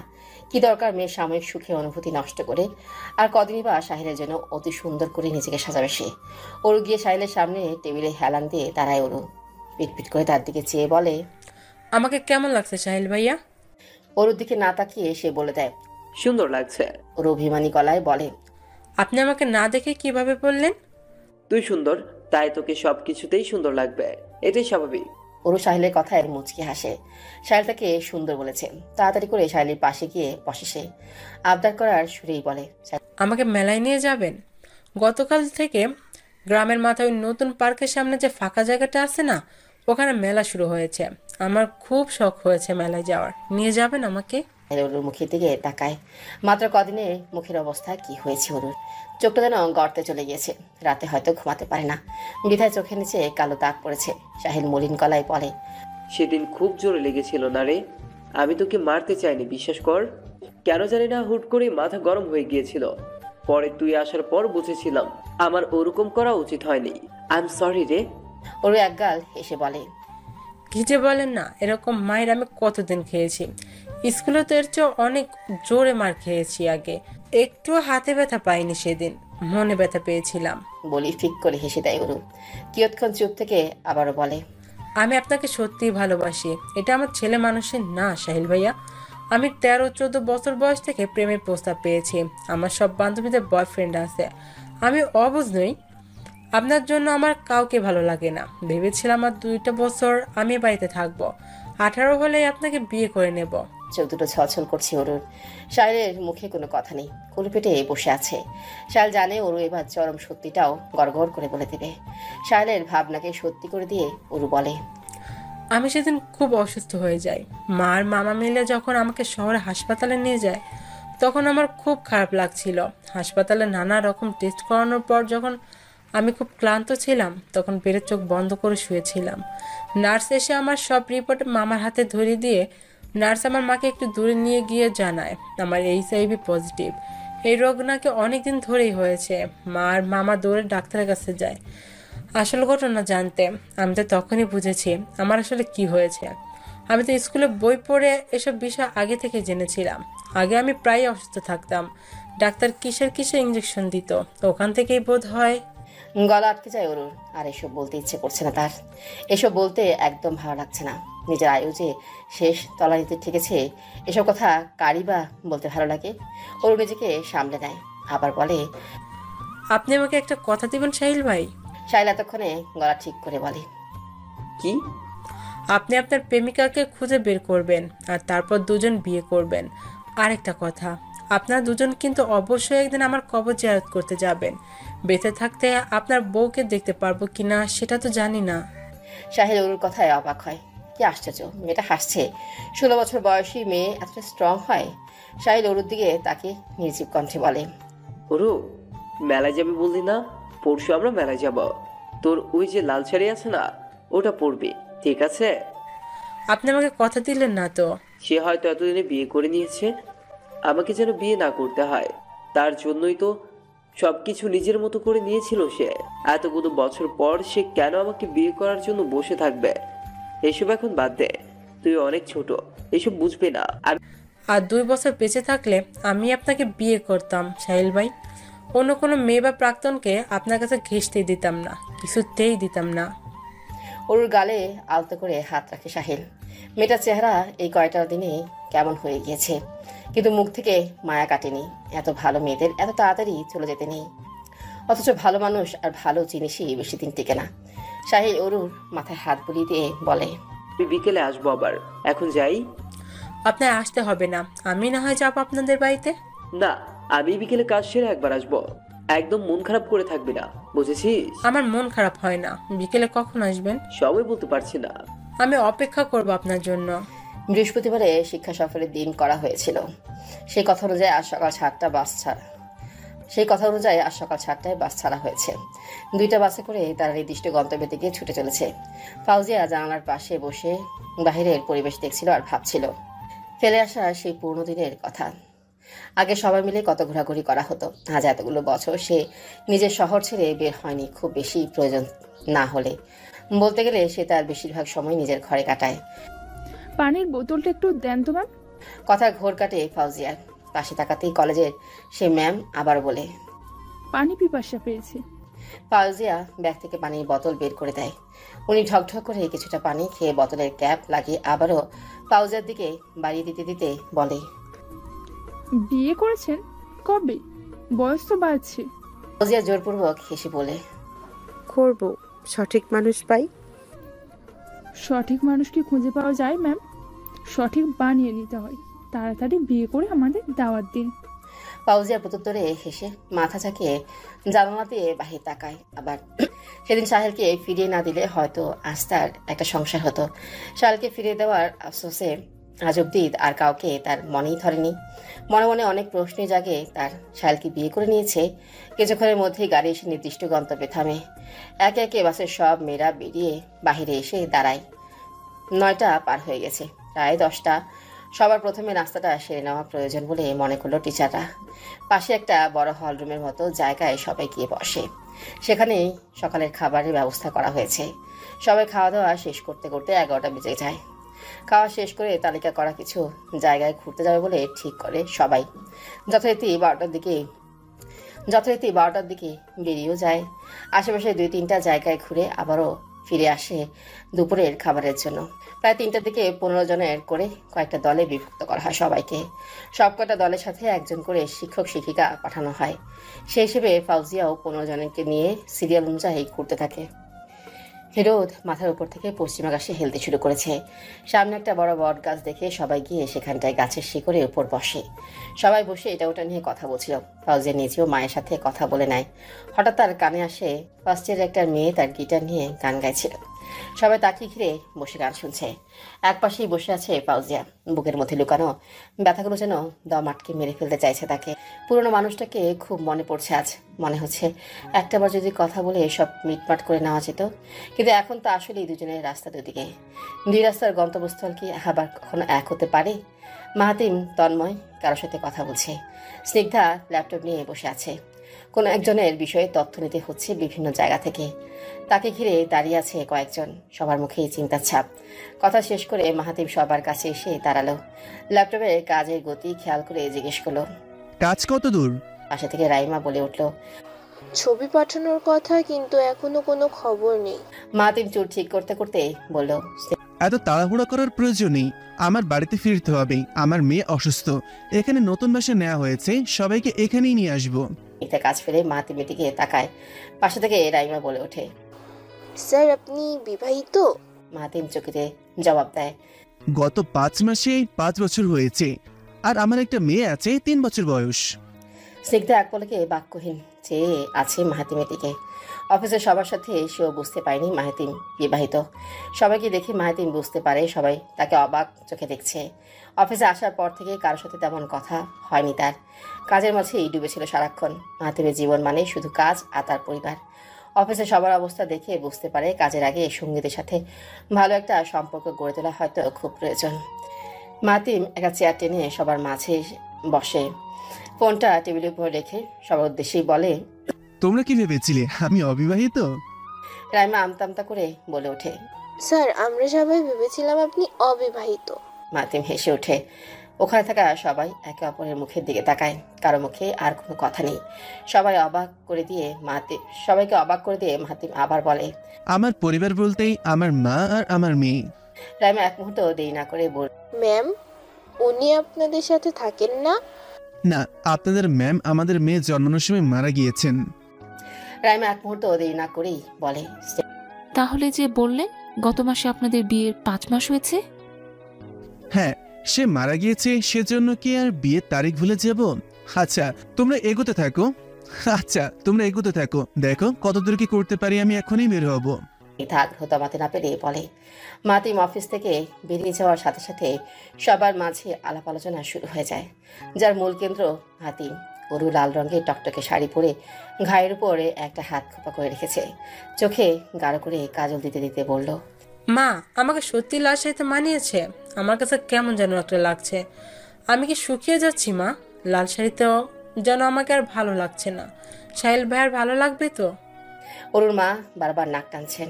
মেয়েকে সাজতে দেখলেই বুকের ভেতরটা হাহাকার করে ওঠে, কান্নাগুলো যেন দলা পাকিয়ে বের হয়ে আসতে চায়। মেয়ের মুখের দিকে তাকিয়ে কান্নাও করতে পারেন না তিনি।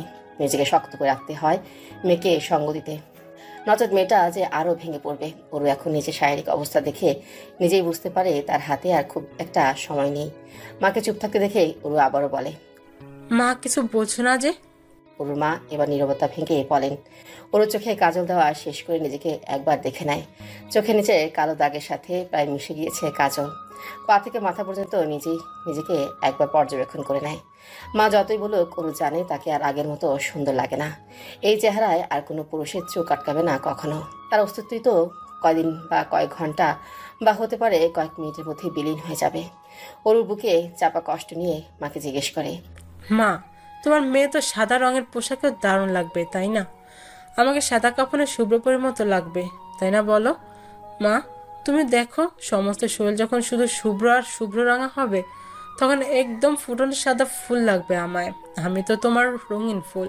তোমার রঙিন ফুলটাকে হয়তো শুভ্র রঙে বেশি মানাবে। ওরুর মা এবার নিজেকে নিয়ন্ত্রণ না করতে পেরে শব্দ করে কান্না করে ফেলে। সন্তানের মৃত্যু করে মা সহ্য করতে পারে না, সেখানে ওরু একটা বাচ্চা মেয়ে।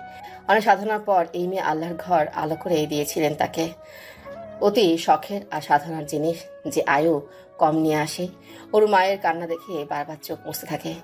যত্নে দেওয়া কাজল চোখের পানিতে আর অরুর ডলাডলিতে লেপটে গেছে। এই ছোটবেলা যে আর কঠিন হয়ে থাকতে পারছে না।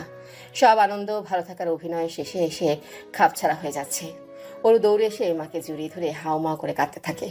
দুজনকে জড়িয়ে ধরে কান্না করছে। কাঁদতেই ওর ভীষণ খারাপ লাগছে, দম বন্ধ হয়ে আসছে তার, হাঁপিয়ে গেছে সে। মাকে জোরে জোরে ডাকছে। ওদের বাড়িতে ঢুকবে তখনই মামের কান্না শুনতে পায় সাহিল।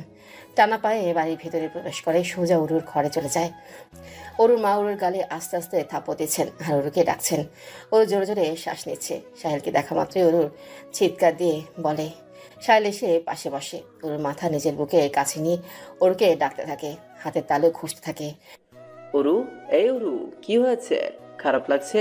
অরু কোনো কথা বলছে না। সাহিল ওর মাকে উদ্দেশ্য করে বলে, কাকি, অবস্থা ভালো বলছি না, ওকে তাড়াতাড়ি হাসপাতালে নিতে হবে। তাড়াতাড়ি বের হন, আর এক মুহূর্ত দেরি করা বোকামো হবে। সাহিল ওরকে করে তুলে নিয়ে বেরিয়ে যায় ঘর থেকে। ওর চোখ খুলছে আর বন্ধ করছে, চোখ নিস্তেজ হয়ে এসেছে। বাধা গলাতেই বলে, সাহিল ভাইয়া, আপনার সাথে আমার লাল শাড়ি পরে মেলা যাওয়া হলো না, আপনাকে পাওয়া হলো না। জীবন তো একটাই, এই ছোট জীবনটাও কেন এত অপূর্ণতায় পূর্ণ বলেন তো? ওর কথাগুলো সাহেলের কানেই পৌঁছায়, কিন্তু সে তাকে কোলে নিয়ে দৌড়াতেই থাকে আর বলতে থাকে, তোর কিছু হবে না অরু, এই তো এখনই গাড়ি পেয়ে যাব, তারপর হাসপাতাল। তুই তাকিয়ে থাকার চেষ্টা কর অরু, চোখ বন্ধ করবি না একদম। অরু নিজের শরীরের ভর একদমই ছেড়ে দেয়, নিস্তেজ হয়ে পড়ে। সাহেল কিছু একটা বুঝতে পেরে অরুর দিকে তাকায়। অরুর মাঝে আর কোনো অস্থিরতা নেই, চোখের পলকও পড়ছে না, এক পলকে সাহেলের দিকেই তাকিয়ে আছে। সাহেল দাঁড়িয়ে যায়, নরম স্বরে ডাক দেয়, অরু। কোথায় যাচ্ছেন আপনি? আপনি যে বাড়ি থেকে বের হচ্ছেন আব্বা জানে? ইমতিয়াজ ঘর থেকে বেরিয়ে আসছিল, এমন সময় ফারজানার কথায় দাঁড়িয়ে যায়। তাকে দেখেই অন্যদিকে মুখ ঘুরিয়ে নেয় সে। মেয়েটা বেশ রক্তটা, সবগুলো কথাতেই কেমন অস্বাভাবিক আচরণ। হ্যাঁ, আপনার বাবা জানেন, অনুমতি দিয়েছেন। কোমর থেকে খড়িগুলো উঠানে নামিয়ে বলতে থাকে, তো এখন যাবেন কোথায়? ঠিক করেছেন কিছু? সেটা আপনার জানতে হবে না। জানতে হবে না মানে? আবার যে কোথাও গিয়ে মরতে বসবে না সেটার কোনো গ্যারান্টি আছে নাকি? মরলে কেউ আপনাকে ধরতে আসবে না। এতদিন খাইয়েছেন তার জন্য আমি কৃতজ্ঞ থাকবো। আমার ব্যাপারে আর কোনো আগ্রহ না দেখালেই খুশি হব। আপনার বাড়িতে কেউ আছে? আপনি কিছু বলেননি এই কয়দিন এখানে ছিলেন? ফারজানাকে থামিয়ে দিয়ে ইমতিয়াজ বলে, তার জন্য কৃতজ্ঞ থাকবো। আসছি।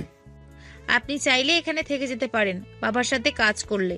ইমতিয়াজ আবারও ফারজানাকে থামিয়ে দেয়। বেশ আক্রোশ নিয়ে বলে, আপনার উপার্জনের টাকায় কদিন খেয়েছি, তাই বলে কি এখন আপনি ঠিক করবেন আমি কি করব, কোথায় থাকবো? ফারজানা কিছু বলে না, চুপচাপ দাঁড়িয়ে আছে। কম কথা শোনায়নি তো সে ইমতিয়াজকে। কাউকে দুবেলা দুমুঠো খেতে দিয়ে কত কথা শুনিয়েছে সে। উপায়ও তো কিছু ছিল না। তবে এখন ইমতিয়াজের যাওয়ার সময় বুঝতে পারছে সে একটু অতিরিক্তই করেছে। ফারজানাকে চুপ থাকতে দেখে ইমতিয়াজ বলে, আপনারা সবাই ভালো থাকবেন। আমি কোথায় যাব আমি নিজেও জানি না, কিভাবে থাকবো, দিন চলবে সেটাও জানি না। তবে আমি কারোর সাথে পাচ্ছে থাকবো না। সৃষ্টিকর্তা হয়তো আমাকে একা থাকার জন্যই পাঠিয়েছেন। তিনি যেমনটা চান তেমনটাই হবে। ইমতিয়াজ ফারজানাকে পাশ কাটিয়ে বাড়ি থেকে বেরিয়ে যায়। ইমতিয়াজ নিজেও জানে না সে কোথায় যাবে, কি করবে। শুধু জানে যাদের যাদের জন্য তার আজ এই দশা তাদের শাস্তি। শুধু জানে যাদের যাদের জন্য তার আজ এই দশা তাদের শান্তি নষ্ট করে নিজের প্রাপ্য বুঝে নিয়ে তারপর পরিচিত বিষধর মানুষদের কাছ থেকে সারা জীবন দূরে থাকবে। তাকে যে খোঁজার কেউ নেই, ভালোবাসারও কেউ নেই। রাস্তার পাশে দাঁড়িয়ে কয়েকজন ছবি উঠছিল। ইমতিয়াজ গুনে দেখলো সেখানে 5 জন মেয়ে আছে, সাথে 2টা বাচ্চা। তার হাতে তো কোনো টাকা নেই, তাদের থেকে চাইলেও হয়তো কিছু টাকা পেতে পারে। এই আশায় ইমতিয়াজ সেদিকে এগোতেই থাকে। হঠাৎ রাস্তার ঢাল থেকে একজনকে কিছুটা সামনে উঠে আসতে দেখে ইমতিয়াজের মুখে শয়তানি হাসি ফুটে যায়। তীক্ষ্ণ দৃষ্টিতে পর্যবেক্ষণ করে এগিয়ে যায়। মেয়েগুলোকে এখন স্পষ্ট দেখা যাচ্ছে এরা যে আর কেউ নয়, শুভ্রতা আর তার পরিবার। ইমতিয়াজ আশা করে এখান থেকে এবার মোটা অঙ্কের কিছু টাকা পাওয়া যাবে। নিহান রাস্তায় উঠতেই সামনে ইমতিয়াজকে দেখে স্থির হয়ে যায়। ইমতিয়াজের মুখে ভুবন ভুলানো হাসি। নিহান একবার শুভ্রতার দিকে তাকায়, সে এখনো ইমতিয়াজকে দেখেনি। সে ইমতিয়াজকে জিজ্ঞেস করে, কি চাই এখানে? ইমতিয়াজ গাল চুলকাতে চুলকাতে বলে, টাকা, অনেক টাকা। মানে আমি তোমাকে কেন টাকা দিতে যাব? ভিক্ষে চাইছো সবকিছু হারিয়ে? ভিক্ষে বলে ইমতিয়াজ শব্দ করে হাসতে থাকে। আবারও বলে, আপনার বর্তমান আর আমার অতীত ওখানে দাঁড়িয়ে আছে। আমার সময় খারাপ যাচ্ছে, আপনারও সময় খারাপ যাক এটা আমি চাই না। আগে যে 20 লাখ টাকার বিনিময়ে আমার শুভ্রতাকে আপনাকে দিয়েছিলাম, সেই খবর চাপা রাখতে আমার এখন 15 লাখ টাকা লাগবে। আমাকে টাকা দিয়ে দিন, আমি একেবারে আপনাদের জীবন থেকে চলে যাব। আমি আর দেশে থাকার রিস্কই নেব না, শুধু 15 লাখ টাকা চাই। নিহান ইমতিয়াজের শার্টের কলার ধরে চোয়াল শক্ত করে বলে, ওকে, একদম আমার শুভ্রতা বলবি না। ও শুধু আমার, আগেও আমার ছিল, এখনো আমার, আর ভবিষ্যতেও আমার। ওর দিকে নজর দিলে চোখ তুলে নেব। অন্য কারো বউয়ের দিকে নজর দেওয়ার ইচ্ছে আমার নেই। আমাকে টাকা দিয়ে দেন, আমি চলে যাচ্ছি। সারা জীবনের জন্য আমি চলে যাব। যদি বেশি বুদ্ধিমান সাজার চেষ্টা করেন, সংসার শেষ করে দেব আপনার। আমি এত ভালো মানুষ নই যে নিজে খারাপ থেকে অন্যের ভালো চাইব। তোমার কি মনে হয় আমি 15 লাখ টাকা নিয়ে বেড়াতে আসছি? আমাকে আপাতত কিছু টাকা দেন, কালকে সব টাকা দিলেই চলবে। আজকের টাকা হিসেব করে কেটে রেখে দেবেন। আমি অতটাও খারাপ না। নিহান রেগে চ উচ্চারণ করলো। না পারছে কিছু বলতে আর না পারছে কিছু সহ্য করতে। ছোটখাটো একটা ব্যাপারে মানুষ খুন তো আর করতে পারবে না। ইমতিয়াজ নিহানের নাম্বারটা নিয়ে সেখান থেকে চলে যায়। নিহান ইমতিয়াজের যাওয়ার দিকে তাকিয়ে থাকে। নতুন কোনো বিপদ আসছে না তো? সফর শেষ করে সবাই গাড়িতে উঠে বসেছে। দুজন শিক্ষক বাসের শুরু থেকে শেষ পর্যন্ত শিক্ষার্থী গুনে গুনে দেখছে সবাই ঠিকঠাক মতো বাসে উঠেছে কিনা। সবাই যখন জানালো প্রত্যেকটা স্টুডেন্ট বাসে উঠে বসেছে, তখন সব শিক্ষক শিক্ষিকাও নিজেদের সিটে বসেন। বাস চলতে শুরু করে। শিক্ষার্থীরা সবাই একসাথে জোরে চিৎকার দিয়ে ওঠে। তাদের আরও পরে ফেরার কথা ছিল, কিন্তু প্রিন্সিপাল একটু অসুস্থতা বোধ করলে কেউ আর দেরি করতে চায়নি। বাস চলছে, সামনের সিটে প্রিন্সিপাল একা বসেছেন। ফাউজিয়া ফোনে গান ছেড়ে হেডফোন লাগিয়ে বাসের সিটে হেলান দিয়ে বসে চোখ বন্ধ করে গানের প্রতিটা লাইন অনুভব করতে থাকে। হঠাৎ বাস ব্রেক কষতেই সামনের দিকে ঝুঁকে পড়ে সবাই। বাসের সামনে দিয়ে একটা বাচ্চা দৌড়ে আসায় ব্রেক কষতে হয়েছে। কি হয়েছে জানার জন্য সবাই আশেপাশে এবং সামনের দিকে দেখছে। বাস তখনও থেমে আছে। ফাউজিয়ার সামনে থেকে চোখ সরিয়ে ডান পাশে তাকাতেই চোখের সাথে তার এই স্পন্দনটাও যেন থেমে যায়। বাইরে রাস্তার পাশে কেউ তার দিকে পূর্ণ চাহনিতে তাকিয়ে আছে। ফাউজিয়ার মধ্যেও আড়ষ্ট ভাব চেপে বসে। কিং কর্তব্য বিমূঢ় হয়ে বাইরে পুরুষের দিকে তাকিয়ে আছে সে। হঠাৎ বুঝতে পারে বাস আবার চলতে শুরু করেছে। ফাউজিয়ার সাথে সাথে বিদ্যুৎতে দাঁড়িয়ে যায়। ড্রাইভারকে গাড়ি থামাতে বলে সে। সিট থেকে নিজের ব্যাগটা নিয়ে সামনের দিকে এগিয়ে আসে। ড্রাইভার গাড়ি থামিয়ে ফাউজিয়ার দিকে হতভম্ব হয়ে তাকিয়ে আছে। ড্রাইভারের সাথে সাথে বাসের সকলে তার দিকেই তাকিয়ে আছে। পাশে থেকে একজন বলে ওঠে, কি হয়েছে ম্যাম? ফাউজিয়া কোনো জবাব দিতে পারে না। সে সোজা প্রিন্সিপালের কাছে গিয়ে দাঁড়ায়। স্যার। প্রিন্সিপাল তীক্ষ্ণ দৃষ্টিতে ফাউজিয়ার দিকে তাকায়। কি হয়েছে? স্যার, আমি এখানে নেমে যাব। মানে কেন? স্যার, এখানে আমার ব্যক্তিগত কিছু কাজ আছে। আপনার এখানে নামতে হবে না আর এখনই। আগে তো কিছু বলেননি। সরি স্যার, আমার মনে ছিল না, ভুলে গিয়েছিলাম। আমি কি নেমে যাব? একা এক মহিলা মানুষকে কিভাবে রেখে যাই বলুন তো? স্যার, শুক্রবার আর শনিবার তো ছুটি। আমি রবিবারে ঠিক কলেজে চলে আসব। ফাউজিয়া বাস থেকে নেমে বাহিরে চলে আসে। শাড়ির আঁচলের নিচের অংশে দ্বিতীয় ভাঁজ দিয়ে কাঁধের উপরে তুলে নেয়। শাড়ির আঁচলের নিচের অংশে দ্বিতীয় ভাঁজ দিয়ে কাঁধের উপর তুলে নেয়। ব্যাগ হাতে নিয়ে রাস্তার পাশে দাঁড়াতেই বাস ছেড়ে দেয়। রাস্তার ডান পাশে থাকা পুরুষটি এবার তার দিকে অগ্রসর হতে শুরু করেছে। ফাউজিয়াও সেদিকে এগোতে থাকে। দুটো পুরনো মানুষ আজ সামনাসামনি, পুরনো দুজোড়া চোখ সামনে দাঁড়ানো একে অপরকে দেখছে। ফাউজিয়া দীর্ঘশ্বাস ফেলে, চোখ দুটো আস্তে ছলছল করছে, হৃদস্পন্দন বেড়েছে। ব্যথাতুল দৃষ্টি ফেলে বলে ওঠে, স্যার। দুটো পুরনো মানুষ আজ সামনাসামনি, পুরনো দুজোড়া চোখ সামনে দাঁড়ানো একে অপরকে দেখছে। ফাউজিয়া দীর্ঘশ্বাস ফেলে, চোখ দুটো আস্তে ছলছল করছে, হৃদস্পন্দন বেড়েছে। ব্যথাতুল দৃষ্টি ফেলে বলে ওঠে, স্যার।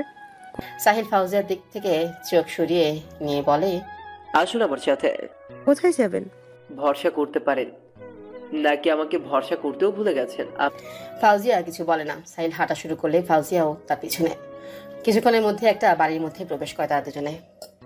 সাহিল আর ফাউজিয়া মুখোমুখি বসে আছে। সাহিলের মা এক গ্লাস ঠান্ডা পানি নিয়ে ঘরে প্রবেশ করেন। পানির গ্লাসটা ফাউজিয়ার দিকে বাড়িয়ে দিলে ফাউজিয়া সেটা নেয়। সাহিলের মা সাহিলকে উদ্দেশ্য করে বলে, তোরা কথা বল, আমি আসছি। ফাউজিয়া মাথা নিচু করে চুপচাপ বসে আছে। কিছুক্ষণ পরপর জোরে জোরে শ্বাস ফেলছে। ফাউজিয়াকে চুপ থাকতে দেখে সাহিল দ্বিধা কাটিয়ে বলে, আপনি হঠাৎ এখানে? আসলে এখানে সামনের পার্কটাই কলেজ থেকে শিক্ষা সফরে এসেছিল। ও আচ্ছা, নামলেন যে? আপনাকে দেখে ভুল করলাম? আপনার হাজবেন্ড? ফাউজিয়া অসহায় চোখে উল্টো প্রশ্ন করে বসে। বিয়ে করেছেন? সাহিল সোজাসাপটা জবাব দেয়, একজন ফিরিয়ে দেওয়ার পর আর কাউকে ভালো লাগেনি, কারো কাছে নিজেকে সমর্পণ করতে ইচ্ছেও করেনি। হাঁপ ছেড়ে বাঁচে ফাউজিয়া। বুকের উপর থেকে যেন ভারী একটা পাথর নেমে যায়। ফাউজিয়ার এই বিষয়টাও সাহিলের নজর এড়ায় না। ঘুরতে সময় দেখে উঠে দাঁড়ায় সে। সাহিলকে দাঁড়াতে দেখে ফাউজিয়া উৎসুক চোখে তাকায়। কোথাও যাচ্ছেন? হ্যাঁ, আমার এখন বের হতে হবে। কোথায়? তখন রাস্তার পাশের বাড়িটাই ভিড় দেখেননি? ওটা আমার চাচার বাসা। আমার চাচাতো বোন মারা গিয়েছে। আমার ওখানে থাকার খুব প্রয়োজন। আপনি মার কাছে থাকুন। বাসায় যাবেন কখন? আমার কি এগিয়ে দিয়ে আসতে হবে? আপনি বাসায় ফিরলে কথা বলবো। সাহিল আর কোনো কথা না বলে সেখান থেকে বেরিয়ে যায়। ফাউজিয়া কোনো একটা আশার আলো দেখতে পায়। মাহাতিম তন্ময় তার মা এবং মেয়ে সহ বাসার প্রয়োজনীয় সব জিনিসপত্র নিয়ে এসেছেন। গাড়ি থেকে জিনিসপত্র নামিয়ে বাসায় পৌঁছে দেওয়ার জন্য লোক রাখা হলেও বাসায় সব ঠিকঠাক করার জন্য মহিলা প্রয়োজন। মাহাতিমের যেহেতু এদিকে তেমন কিছু পরিচিত নেই, তাই তিনি অফিসের একজনকে বলেছেন ব্যবস্থা করে দিতে, কিন্তু তেমন কাউকে পাওয়া যায়নি। তা অফিসের সবাই সিদ্ধান্ত নেয় তারা নিজেরাই মাহাতিমের বাসায় গুছিয়ে দেবে, যেহেতু ওনার মায়েরও বয়স হয়েছে। মাহাতিম নিজেই আপাতত একটা রুম ঠিক করেছিল যেন এখানে অন্তত বিশ্রামটা নেওয়া যায়। কলিংয়ের আওয়াজ হতেই মাহাতিমের মা মোহনা বেগম গিয়ে দরজা খুলে দেন। রাইমা, স্নিগ্ধা সহ অফিসে আরো দুজন বাঁধন ও মেহিতি এসে দরজায় দাঁড়িয়েছে। মোহনা বেগমের সাথে পরিচয় নেই বিধায় তাদের সম্পর্কে জানতে চাইলে রাইমা বলে ওঠে, আমরা স্যারের অফিস থেকে এসেছি। আমরা একই সাথে আছি ওখানে। স্যারের জন্য বাসা গোছানোর মানুষ পেলাম না, তাই ভাবলাম আমরা নিজেরাই হাতে হাতে সাহায্য করি। মোহনা বেগম সবাইকে ভেতরে আসতে বললেন। তারা ভেতরে ঢুকতেই মাহাতিম এগিয়ে আসে তাদের দিকে। বাইরে অফিসের সবাইকে দেখে সামনে রাখা সোফাতেই বসতে বলে।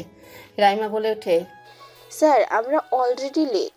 আজকে আমরা সবাই মিলে আপনাকে যতটুকু সাহায্য করতে পারি করব, বাকিটা আগামীকালের মধ্যেই শেষ করব। মাহিম অবাক হয়ে জিজ্ঞেস করে, স্যার কাউকে পাওয়া যায়নি, তাই আমরাই চলে এসেছি। মাহিম কিছু বলতে যাবে তখনই রাইমা বলে ওঠে, স্যার আর কোনো কথা না, আপনি আমাদের সাথে থেকে বুঝিয়ে দেন কোনটা কোন রুমে যাবে, আমরা সবাই মিলে করে নিতে পারবো।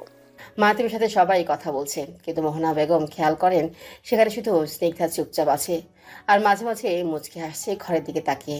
তিনি স্নিগ্ধার চোখ অনুসরণ করে ঘরের দিকে তাকাতেই দেখেন সেখানে মাহাতিমের মেয়ে আয়রা কিছুক্ষণ পরপর উঁকি দিচ্ছে। মোহনা বেগম আয়রা ডাকতে এসে ছুটে এসে ওনার পাশে দাঁড়ায়।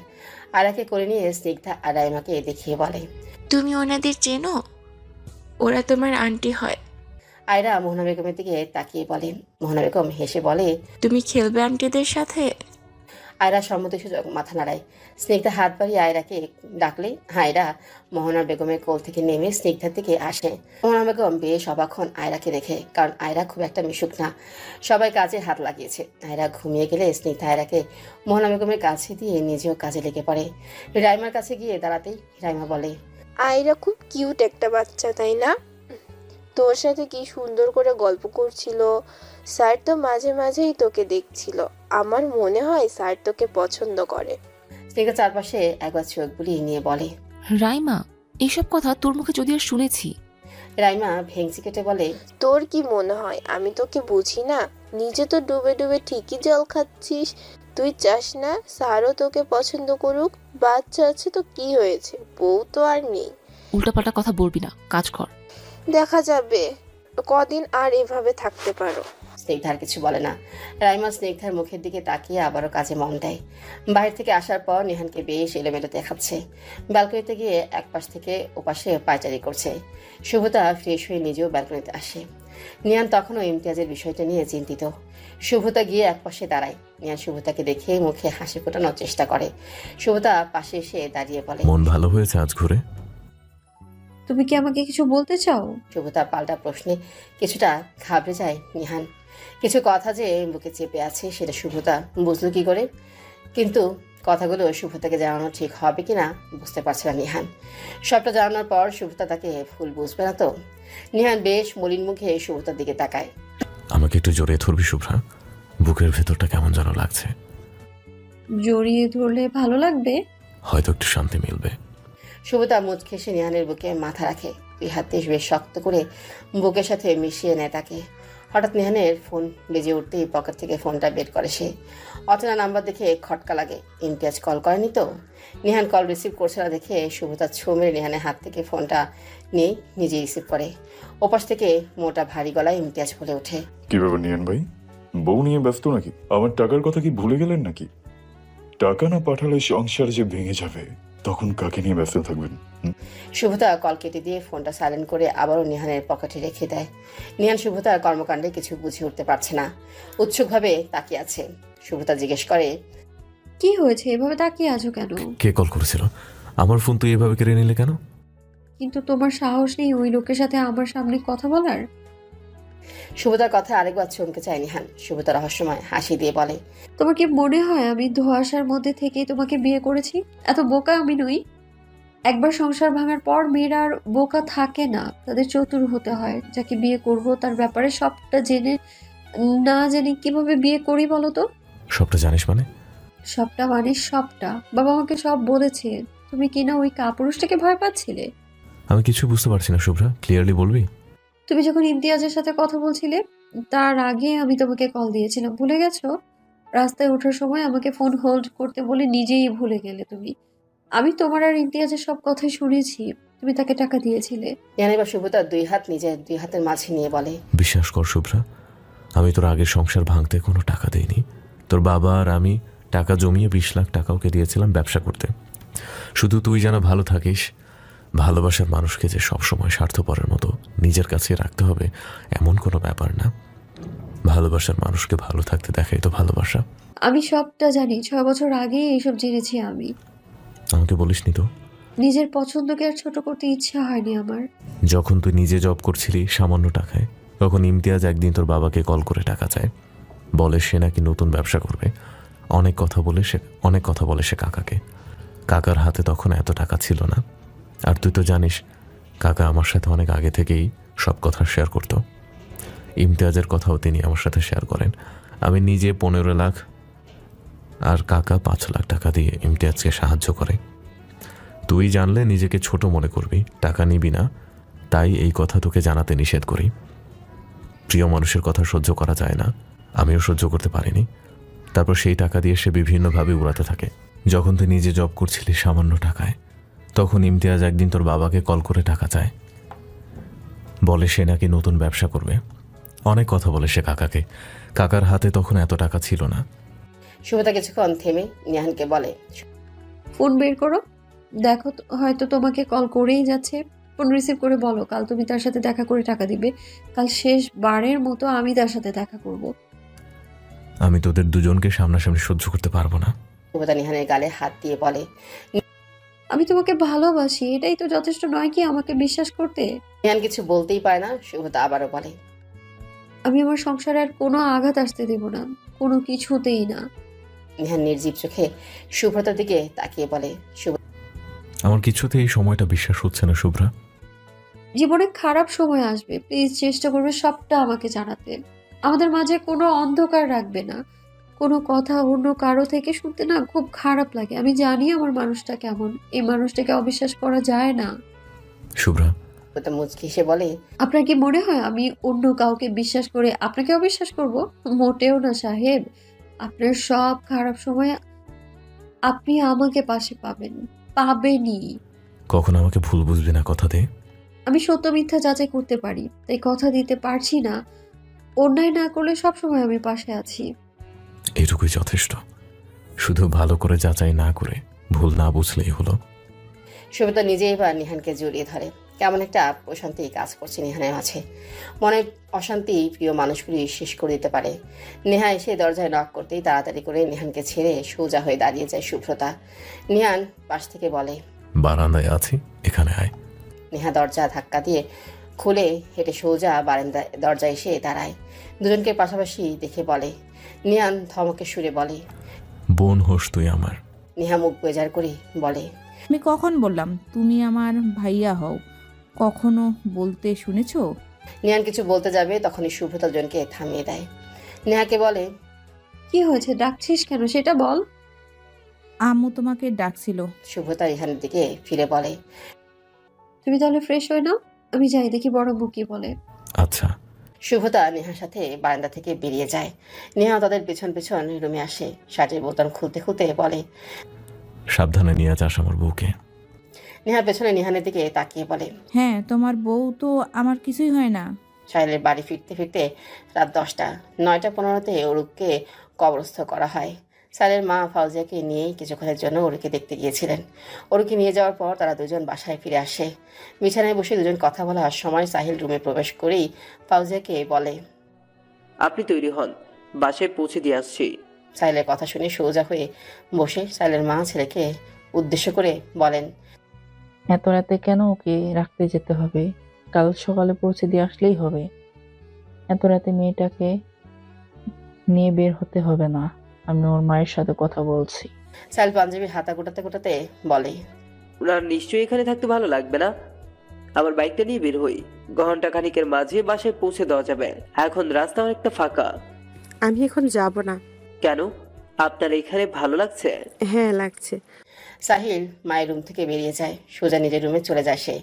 পাঞ্জাবি পাল্টে গোসলটাও শেষ করে। রুমে এসেই শুনতে পায় দরজা নক করার শব্দ। মাথা মুছতে মুছতে বলে, মা আমি খাবো না, খিদে নেই, তোমরা খেয়ে নাও, আমি ঘুমোবো। দাদার ওপাশ থেকে তবু দরজা নক করেই যাচ্ছে। সাহিল তোয়ালেটা রেখে একটা টি শার্ট পরে নেয়। দরজা খুলতে দেখে খাবারের প্লেট হাতে নিয়ে ফাউজিয়া দাঁড়িয়ে আছে। সাহিল দরজার সামনেই দাঁড়িয়ে বলে, আপনাকে খাবার আনতে বলেছে কে? নিজের রুমে যান, অনেক রাত হয়েছে। সরুন, খাবারটা রাখতে দিন। সাহিল সরে দাঁড়ালে ফাউজিয়া খাবারের প্লেট রেখে বলে, খেয়ে নিন। আপনি নিজের রুমে যান, আমি খেয়ে নিব। আপনি বলেছিলেন ফিরে এসে আমার সাথে কথা বলবেন। ফিরে এসে রাতেই কথা বলবো এটা বলিনি, আর কি বা কথা বলবো? আমাদের কি আর কোনো কথা আছে? থাকতে পারে না? বোধহয় না। কোনোভাবে আপনিও ওরুকে? কি না, কিছু না। কথা শেষ করুন। কিছু না। ঠিক আছে, রুমে যান। মা ঘুমিয়েছে? হ্যাঁ, উনি তো ঘুমের ওষুধ খেয়েছেন। তাহলে এবার রুম থেকে যান।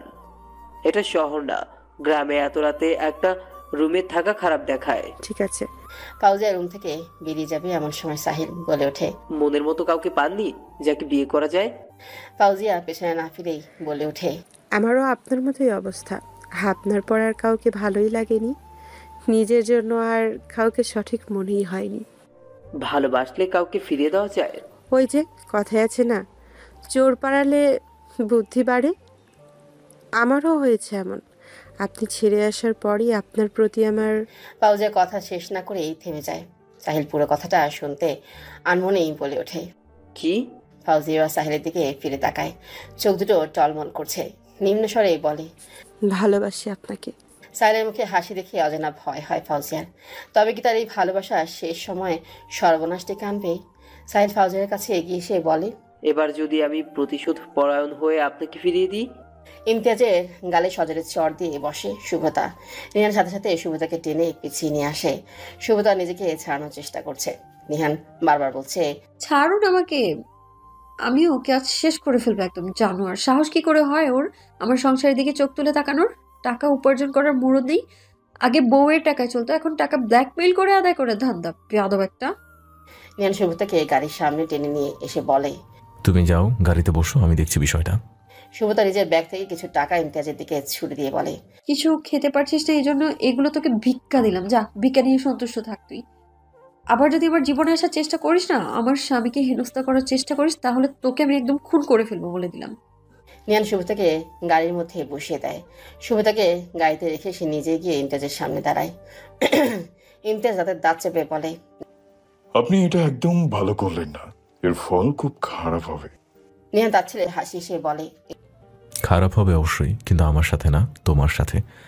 এতদিন নিজের অবস্থানের সামান্য দাপটও দেখায়নি। আমি চাইলে কি কি হতে পারে সেটা আজ দেখতে পাবে। 5-6 বছর জেল খেটেছ, এবার দেখি আজীবনে বের হও কিভাবে। আজীবন আটকে না রাখতে পারলে আবারও 5-6 বছর ওখানেই থেকে এসো। এরপর ভেবে দেখবো 15 লাখ দেবো নাকি 20 লাখ দেবো। ভালো থাকতে একটু খারাপ হতেই হচ্ছে আমাকে। Sorry but no sorry. আমাকে কি জেলে দেওয়ার ভয় দেখাচ্ছেন? ভয় দেখাচ্ছি না, ডান দিকে তাকিয়ে দেখো একবার, এখান থেকে একা ফেরা সম্ভব হবে না। ইমতিয়াজ ডান দিকে তাকাতেই রাস্তার পাশে পুলিশের গাড়ি দেখতে পায়। নিহান ইমতিয়াজের দিকে এগিয়ে এসে বলে, অন্য কারো সংসার ভাঙা তো দূরের কথা, নিজেকে পারলে বাঁচিয়ে দেখা ইমতিয়াজ সাহেব। ইমতাজকে ওখানেই রেখে নিহান গিয়ে গাড়িতে উঠে বসে। ইমতাজ ওখানেই দাঁড়িয়ে ভাবছে কি করবে। নিহান গাড়ির জানালা থেকে মাথা বের করে বলে, আমি সবাইকে একটা করে চান্স দেই। পুলিশকে গুলি চালাতে নিষেধ করেছি। নিজেকে বাঁচাতে চাইলে বাঁচাতে পারো, তবে নেক্সট টাইম আমার সংসারের দিকে নজর দিলে চোখ তুলে নেব। নিহান সাথে সাথে গাড়ি চালিয়ে সেখান থেকে বেরিয়ে যায়। আর একটা বারের জন্য নিহান বা শুভ্রতা পেছনে ফিরে ইমতিয়াজকে দেখার চেষ্টা করেনি। বিপদকে ঘুরে না দেখাই উত্তম। কিছু তো যেতেই শুভ্রতা বলে ওঠে, তুমি আমায় থামালে কেন? ওকে স্যান্ডেল পিটা করা উচিত ছিল। রাগে আমার শরীর শিরশির করছে। ওকে বাঁচতে দেওয়ার সুযোগ কেন দিলে তুমি? জানোয়ার একটা। নিহান শুভ্রতাকে কাছে টেনে নিয়ে নিজের বুকে শুভ্রতার মাথা ঠেকিয়ে নেয়। শুভ্রতা ধীরে ধীরে শান্ত হয়। নিহান শুভ্রতাকে বুকে রেখে বাম হাতে মাথায় হাত বুলে দিতে থাকে। শুভ্রতাকে চুপ থাকতে দেখে জিজ্ঞেস করে, এখন ভালো লাগছে? শুভ্রতা শান্ত স্বরেই বলে, আলহামদুলিল্লাহ। শুভ্রতার দিকে একবার তাকিয়ে আবারও সামনের দিকে চোখ রেখেই বলে, সব সময় আমার উপর এভাবে বিশ্বাস রাখবে। শুভ্রতা নিহানের বুকে মাথা রেখেই মুখ উঁচু করে বলে, ভালোবাসি মশাই আপনাকে। নিহান স্বস্তির নিঃশ্বাস ফেলে বলে, অনেক ভালোবাসি শুভ্রা। এদের এই স্নিগ্ধার সময়টা ভালো যাচ্ছে না। অফিসে বসে বাইরের কাজেও একজনকে নিয়েই সারাক্ষণ ভেবে চলেছে। নিজের অনুভূতিকে সায় দিতেও পারছে না, আবার দমিয়ে রাখতেও পারছে না।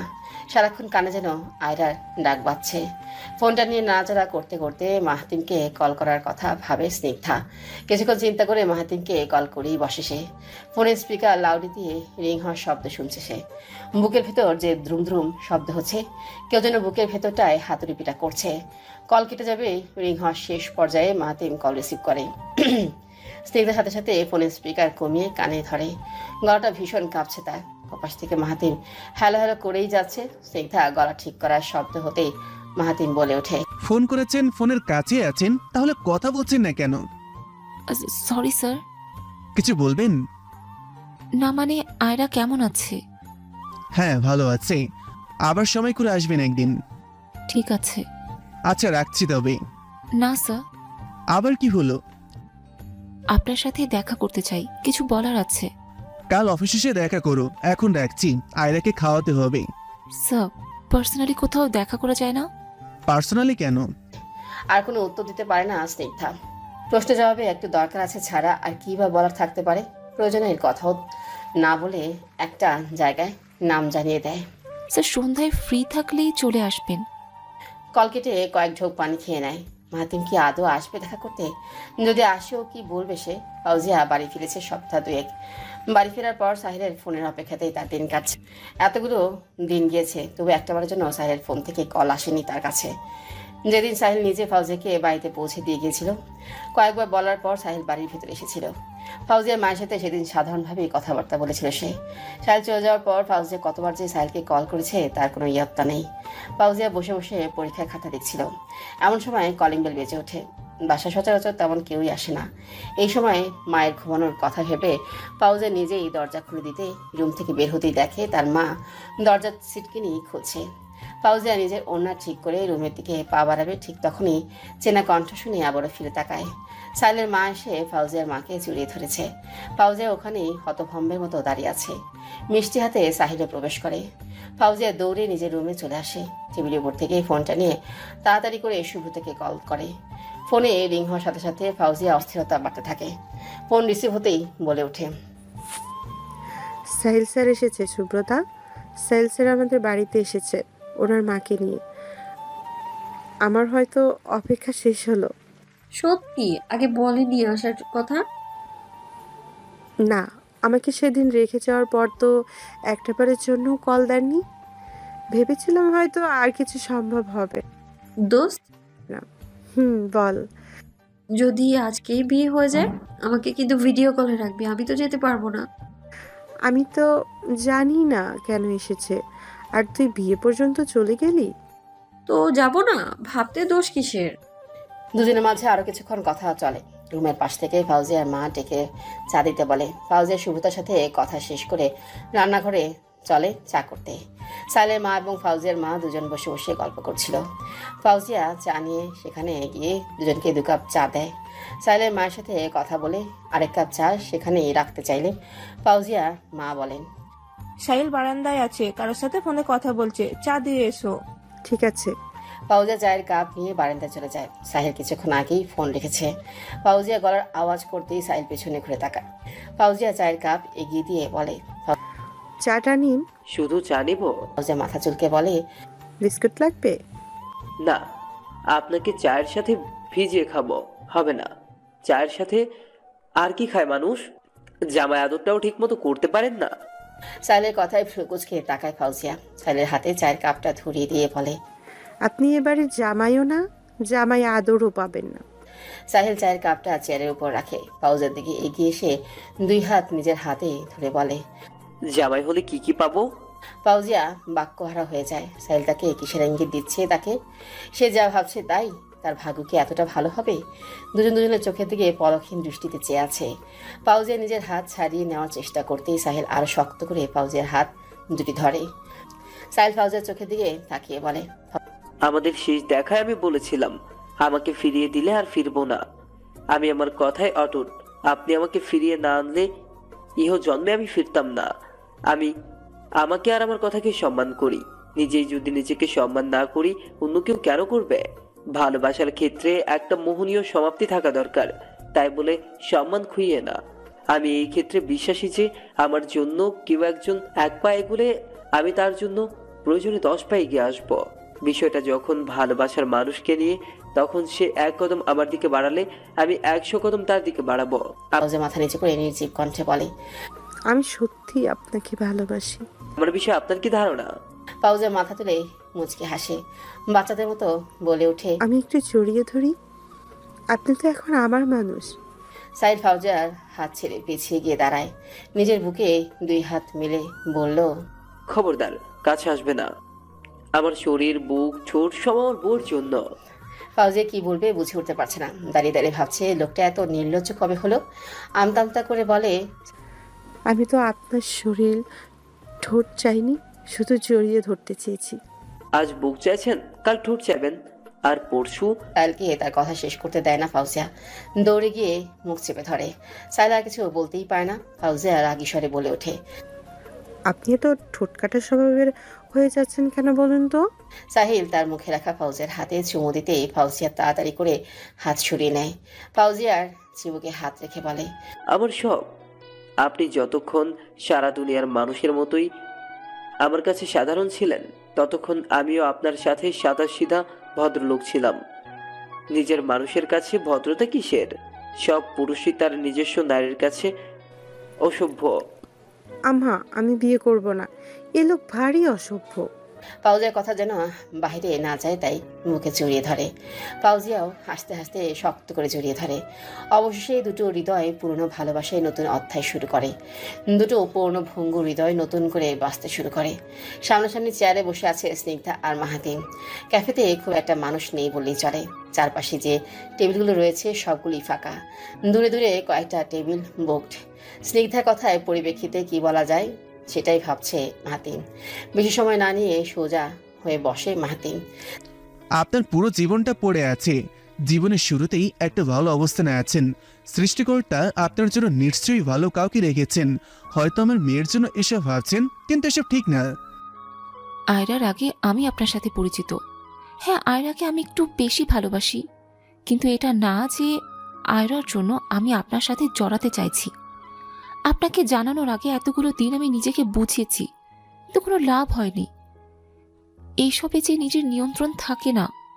আমি আমার মেয়ের চিন্তা করে আর বিয়ের কথা ভাবিনি। আমার মা ওর দেখাশোনা করেন। আয়রা নিজেও আপনার কথা বলে, তবে আমার মনে হয় আপনাদের দূরত্ব বাড়ানো উচিত। আমার সাথে জড়ানো যায় না স্যার, আমি আপনার সবটা জেনেই। মাথা থেকে এসব ঝেড়ে ফেলুন স্নিগ্ধা। আমার সাথে আপনার মিলবে না। যার সাথে মিলে তার সাথেই আপনার জড়ানো উচিত স্নিগ্ধা। স্নিগ্ধা কপালে দুই হাত ঠেকিয়ে বসে থাকে। কি হবে সেটা বুঝতে পেরেও মাহাতিনকে বলা ঠিক হয়নি ভেবে আফসোস করছে মনে মনে। অন্যদিকে মাহাতিন নিজেকে শক্ত করে বসে আছে। মেয়ের সাথে স্নিগ্ধার সময় কাটানো, মাহাতিনের প্রতি স্নিগ্ধার অন্যরকম ব্যবহার, লাজুকতা দেখে প্রথম দিকেই সে বুঝতে পেরেছিল স্নিগ্ধা তাকে পছন্দ করে। কিন্তু এখানে দুজনের এক হওয়া তো ঠিক না। মাহাতিন চিন্তা করে সে নিজেই তো অবিবাহিত হলে কখনো কোনো বাচ্চাসহ মহিলাকে বিয়ে করতে প্রস্তুত থাকতো না। সেখানে স্নিগ্ধা একটা ভালো ভবিষ্যৎ বুঝতে পেরে এরকম একটা সম্পর্কে জড়ানোর কোনো মানেই হয় না। সব কিছুতেই শুধু ভালোবাসার দিকটা দেখলেই হয় না। স্নিগ্ধা কপাল থেকে হাত নামিয়ে মাহাতিমের হাত ধরে বসে। স্নিগ্ধার কাজে মাহাতিম বেশ অবাক হয়ে হাত ছাড়িয়ে নেয়। তেজি গলায় বলে, স্নিগ্ধা, আপনি আমার কলিগ। মাথায় রাখবেন, আজকের পরও আপনাকে আমার মুখোমুখি হতে হবে। আমাকে কেন ভালোবাসা যায় না স্যার? কোনো কারণ নেই। আমাকে না ফিরিয়ে দিলে হয় না? একটু কষ্ট করে রেখে দিন না প্লিজ। স্নিগ্ধা, আমি আপনার কাছে এরকম ইম্যাচুর কথাবার্তা একদম আশা করছি না।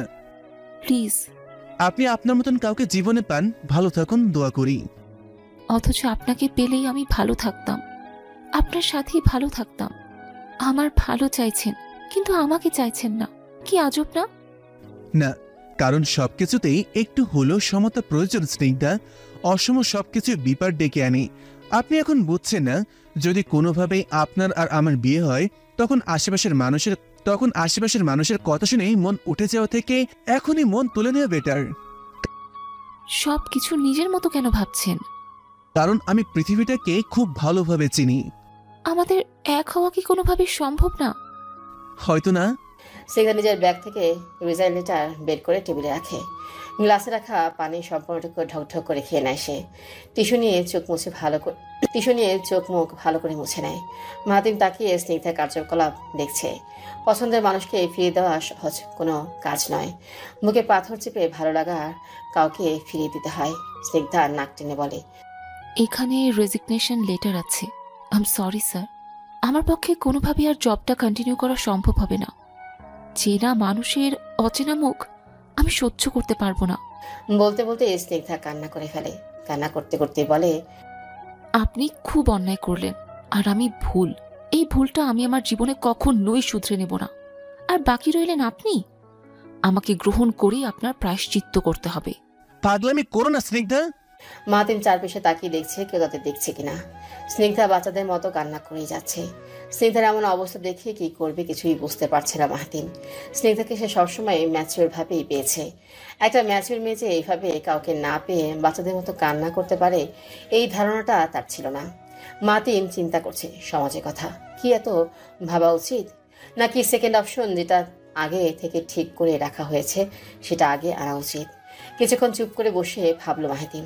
স্নিগ্ধা কান্না করে যাচ্ছে, শব্দ ধীরে ধীরে বাড়ছে। মাহাতিম এক প্রকার ধমক দিয়ে স্নিগ্ধাকে কান্না থামাতে বলে।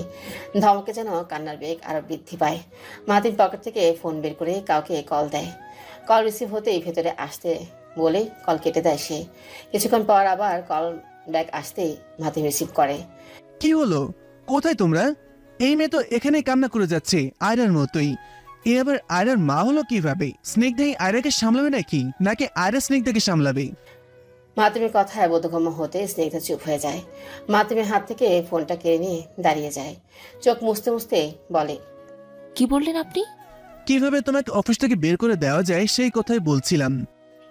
আমি অন্য কিছু শুনেছি। কি বললেন সত্যি করে বলুন। চোখ মুছে ফেলেন। আপনি কিছুক্ষণ আগে তুমি করে বলেছেন, এখন আয়রার মা হব কিভাবে সেটা কাউকে বললেন, তার মানে?